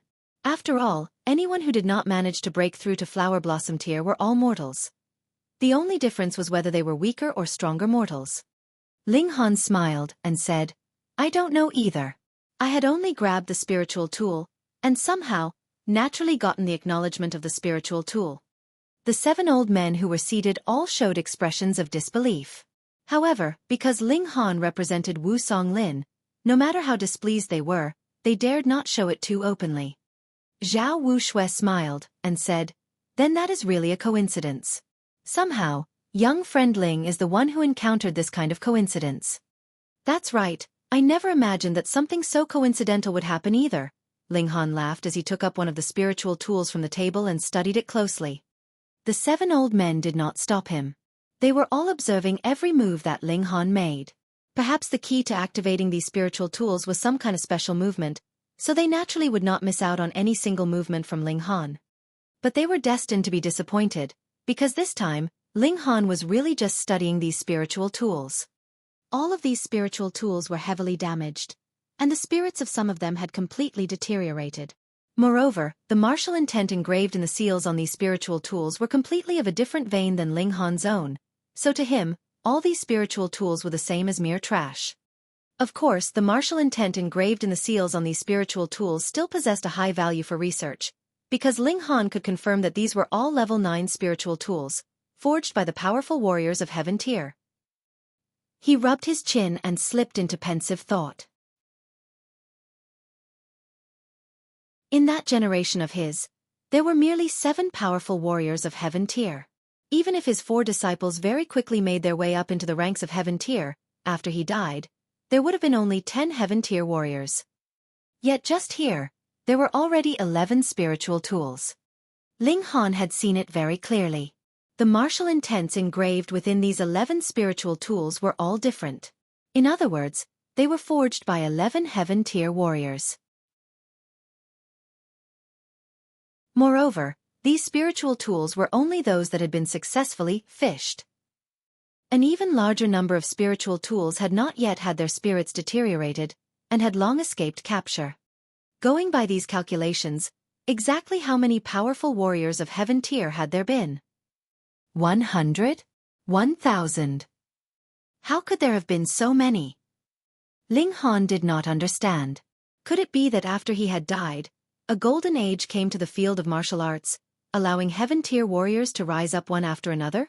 If that was not the case, how else could this be explained? He closely studied the other 10 spiritual tools. The martial intents engraved on them were all very unfamiliar, and definitely did not belong to the other 6 rulers that had been his equals. It looks like unless he headed to the source of the underground river, there was no way for him to get more information. Ling Han shook his head, and placed the spiritual tool back down on the table. He asked, "Everyone, have you managed to think of some way to break through the invisible blockade to advance to the source of the underground river?" Hearing him address them as everyone, Zhao Wuxia and the others all revealed expressions of displeasure. The hierarchy of martial arts was extremely strict, and a little martial artist of element gathering tier actually dared act so casually in front of them? Yet the latter represented Wu Songlin, and Wu Songlin was in spiritual pedestal tier, and so was much stronger than them. Going by this calculation, Wu Songlin's representative indeed had the right to be their equal. They all felt aggrieved, and started to grumble about Wu Songlin. Why had he sent such a representative over? Wasn't this a deliberate insult to them? There is no way to break through that blockade. Most likely, even spiritual pedestal tier warriors would be helpless against it, unless that person is willing to come. Zhao Wuxia shook his head, but when he said the last few words, his eyes fell upon an old man. This was a man of the imperial Qi family, and his name was Qi Jiushan. The other 5 spiritual ocean tier warriors all nodded. That person was of course the mysterious Flower Blossom tier warrior of the Qi clan. In their eyes, Flower Blossom tier was the strongest level in this world, able to do the impossible. Yet Ling Han could not agree with this opinion. Flower Blossom tier had indeed left the bounds of mortality, and possessed unbelievable power, for example, possessing a lifespan of up to 300 years, or for another example, being able to soar through the skies. However, the spiritual tools here were all as high as level 9, and what could a level 6 Flower Blossom tier martial artist do against level 9 spiritual tools? At that time, it was even likely that ultimate warriors of heaven tier had died in battle, and had their spiritual tools broken. So how could it be that the invisible wall could be dispersed by Flower Blossom tier martial artists? He did not point this out, because this was too universally shocking a thing to mention. It would be best for him to maintain a low profile. "Tomorrow, I would like to go take a look," he said. Immediately, there were objections, yet even more nodded in agreement. "Young friend, please do. You are representing Grandmaster Wu, so do have this right," Qi Jiushan said with a smile. Damn, what a fake smile. Ling Han thought secretly. He knew that these 7 people were still suspicious of him, wanting to see if he had some kind of special method to disperse the blockade. He did not expose their thoughts and simply nodded before taking the treasured saber and leaving. On the next day, he, together with Lu Yutong and Li Xichan, followed the river's course upstream. He had originally intended to advance on his own, but could not win against the pleas of the 2 girls, so he could only bring them along. Behind them followed Zhao Wuxia and the others, altogether 14 spiritual ocean tier martial artists, including a few who had not participated in their discussion the night before. Today they had all come. The source of this underground river was the foot of the mountain, and there was no way to advance further. They could only dive into the water in order to advance further. There are no martial artists who do not know how to swim, so they all went into the water. They had not advanced much before everything in front of them turned dark. If they advanced a bit more, they wouldn't even see the fingers of their own hands anymore. They could only feel the bone-piercing cold of the river's waters. Thankfully, there was air circulating in the underground river. Otherwise, no matter how much better they were at holding their breaths than normal people, they would not be able to swim too far. After at least an hour, there actually appeared a spark of light flickering in front of them. At first, Ling Han thought that they had finally come out of the mountain, and the exit was in front of them, but very quickly, he realized something was not right. It was actually a seal made up of rays of light, as if a fishing net was stretched out in front of them, stopping them from advancing further. This is Light of God.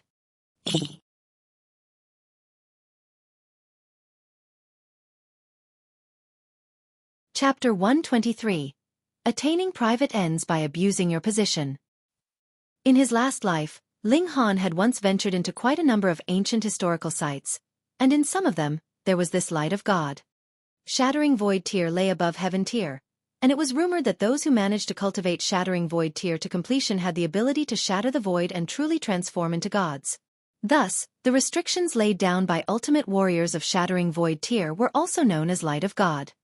In his last life, because of his search for ways to break through to Shattering Void Tier, Ling Han had practically scoured through all the ancient historical sites he could find. As a result, he had seen this Light of God many times. A large part of the rumors could not be relied on. According to his deductions, Light of God should not have been set up by Shattering Void Tier warriors, but rather the remaining divine light that emanated from the remains of these warriors after their deaths. When he thought this, Ling Han could not help his thoughts taking a sudden turn. Could it be that a powerful warrior of Shattering Void Tier had risen at that time, and for some reason, became the target of Zhang Yufeng and the others ganging up on him? Should an ultimate warrior of Shattering Void Tier display his might, then it would not be strange for so many Heaven Tier warriors to die in battle against such an opponent. Of course, there was another possibility, and that was that a lot of Heaven Tier warriors had discovered the tomb of an ultimate warrior of Shattering Void Tier. In order to fight over the relics and treasures left behind by this Shattering Void Tier warrior, they were embroiled in a grand battle royale. The result was uncountable injuries and deaths, and the breakage of their spiritual tools. With this comparison in mind, Ling Han was more willing to believe that it was the former possibility. Young friend, is there any way to break this restriction? Zhao Wuxia asked. There is. Ling Han nodded. If it was any other restriction, he would indeed have no idea, but it was the light of God. In his last life, he had broken this restriction who knows how many times. This had nothing to do with cultivation level. What was needed were the necessary ingredients. What? Zhao Wuxia and the others gasped in unison. Zhao Wuxia had simply asked in passing, and had not placed any hopes that Ling Han would be able to break the restriction. He had never imagined that Ling Han would give him such an unexpected answer. Is that true? Hearing Ling Han's answer, it rather caused a considerable amount of doubt to arise in the others. After all, Ling Han was only an element gathering tier, so he was really much too weak in their eyes. You can choose not to believe me, but if you want me to break this seal, I need a few ingredients. If you can get me these ingredients, then I will immediately be able to break this seal, Ling Han declared. Please tell us, young friend, what ingredient do you require? Zhao Wuxia asked. Ling Han opened his mouth and recited the names of a colossal amount of ingredients. The names of these ingredients caused the faces of Zhao Wuxia and the others to turn green, and some of them even looked like they were about to spit out fire. This was practically asking them to spend their entire family fortunes. Whenever you can gather all these ingredients, then I'll be able to unseal this barrier. If you have yet to gather these ingredients, then please do not come to disturb me. Ling Han flung out these words, and brought the two girls ahead to go back the way they had come, leaving behind these 10+ old men to exchange looks of indecision. Do you all think that the words of this brat could be believed? Zhao Wuxia asked, breaking the tension. Since he is Grandmaster Wu's representative, then he should not have been speaking without thinking. But this brat is only 16 or 17 years old. Does he really have such ability? It may be true that he is indeed an exceptional genius. He would not have been able to become Grandmaster Wu's representative otherwise. All of you need not trouble yourselves with these worries. This brat requires so many extremely valuable ingredients. It is already not something that can be decided by us. We had best immediately send a messenger bird back to the Imperial City to inform our respective clan elders. That's true. They all nodded in agreement, and when they went back, all of them immediately sent off messenger birds to contact the Imperial City.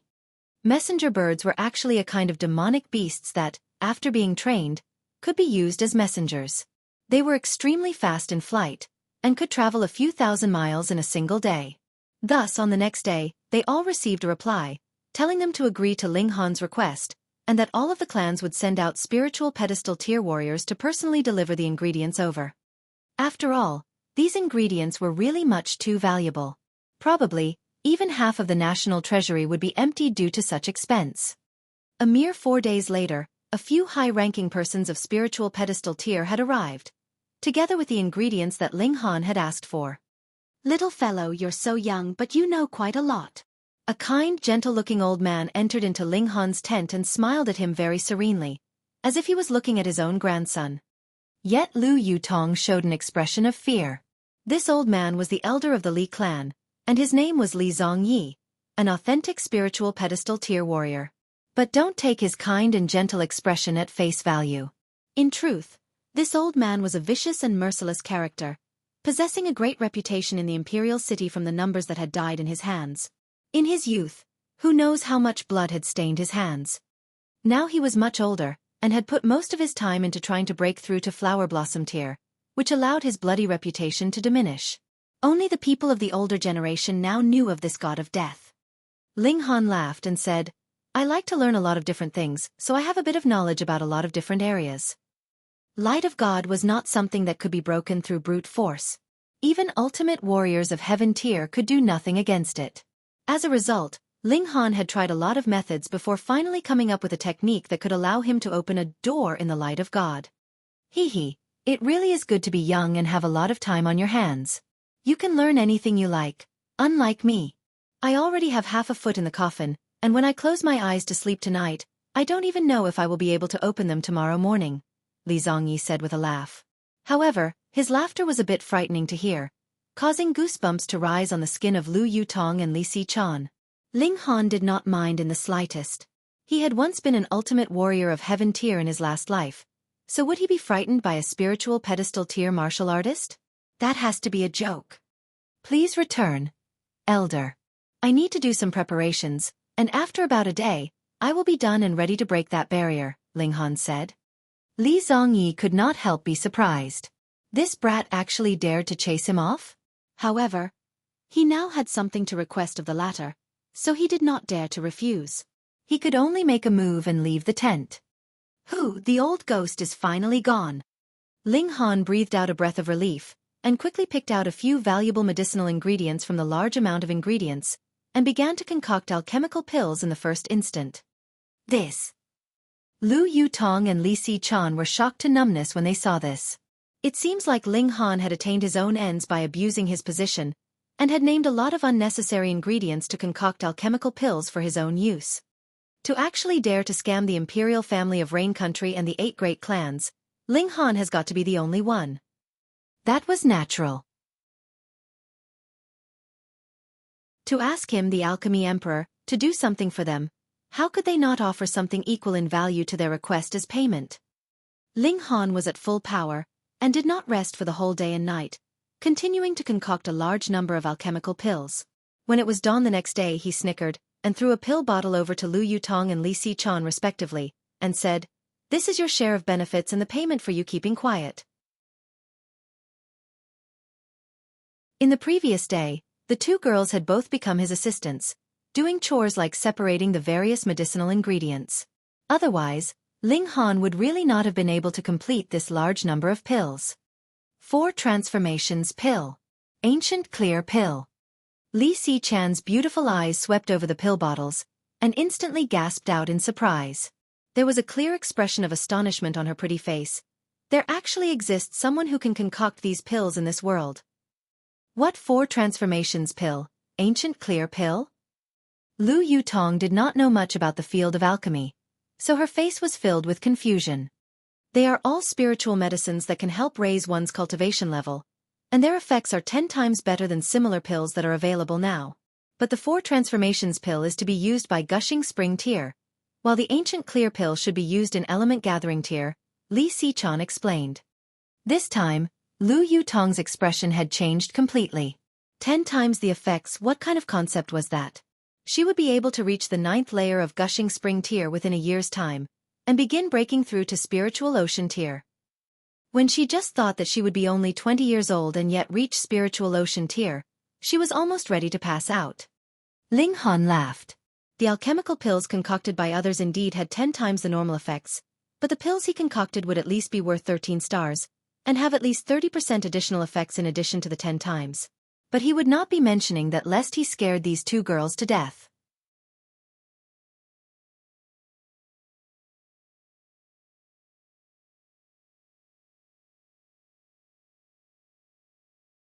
Chapter 124. Breaking the Seal. Doing good without hoping for rewards wasn't the least bit in line with Ling Han's personality. Since they wanted him to open up the light of God, then how could he not take advantage of this chance to get some benefits of his own? Putting it in a different way. Asking an ultimate warrior of heaven tier to do something for them while offering this little bit of payment, it was already nice of him to agree. Let's go. We can't have them wait too long. It would be impolite, he said. The two girls instantly rolled their eyes at him. The truth of the matter was that he had spent the whole day and night concocting alchemical medicines rather than doing any kind of preparations. He was obviously the one to have them wait pointlessly for a whole day, and he actually dared to say that. He really was shameless. The three of them left their tent. Those old monsters of spiritual pedestal tier had all waited for a long time, but old monsters would be old monsters. There was absolutely no hint of impatience on their faces.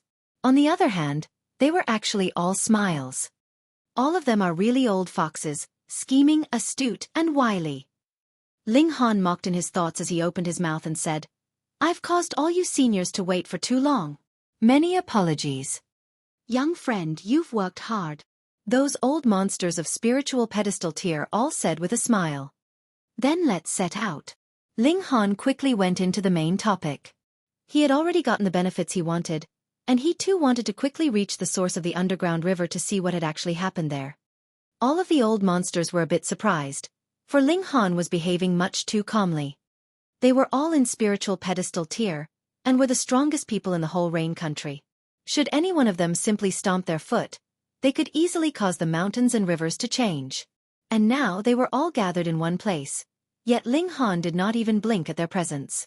How could they not be curious about the reason behind his calmness? Yet they did not know something compared to Ling Han's power in his last life.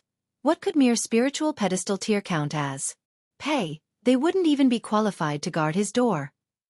The group once again returned to the spot they had stopped at before, and the light of God was once again right in front of them.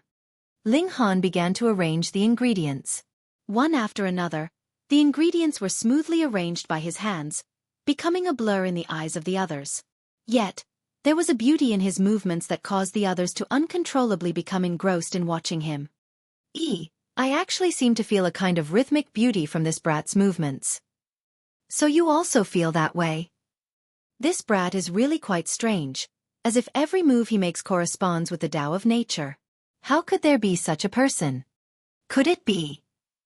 It is written in the ancient records that there is a kind of person that is born suited to Tao. For such a person, comprehending the secrets of martial arts is as easy as drinking water. Natural martial body. The eyes of all the old monsters lit up. If Ling Han was really a natural martial body, then he was definitely a valuable treasure. As long as one observed his movements every single day, they'd be able to very quickly gain comprehension of martial arts. Ling Han could absolutely be considered as a living spiritual treasure of martial arts. This brat has gotten the acknowledgement of Wu Songlin, so they couldn't really kidnap him by force. But what about marriage? As long as they managed to get him to marry into their clan, then it would be perfectly legitimate for him to stay in their clan residence, and even Wu Songlin would be unable to say anything against that.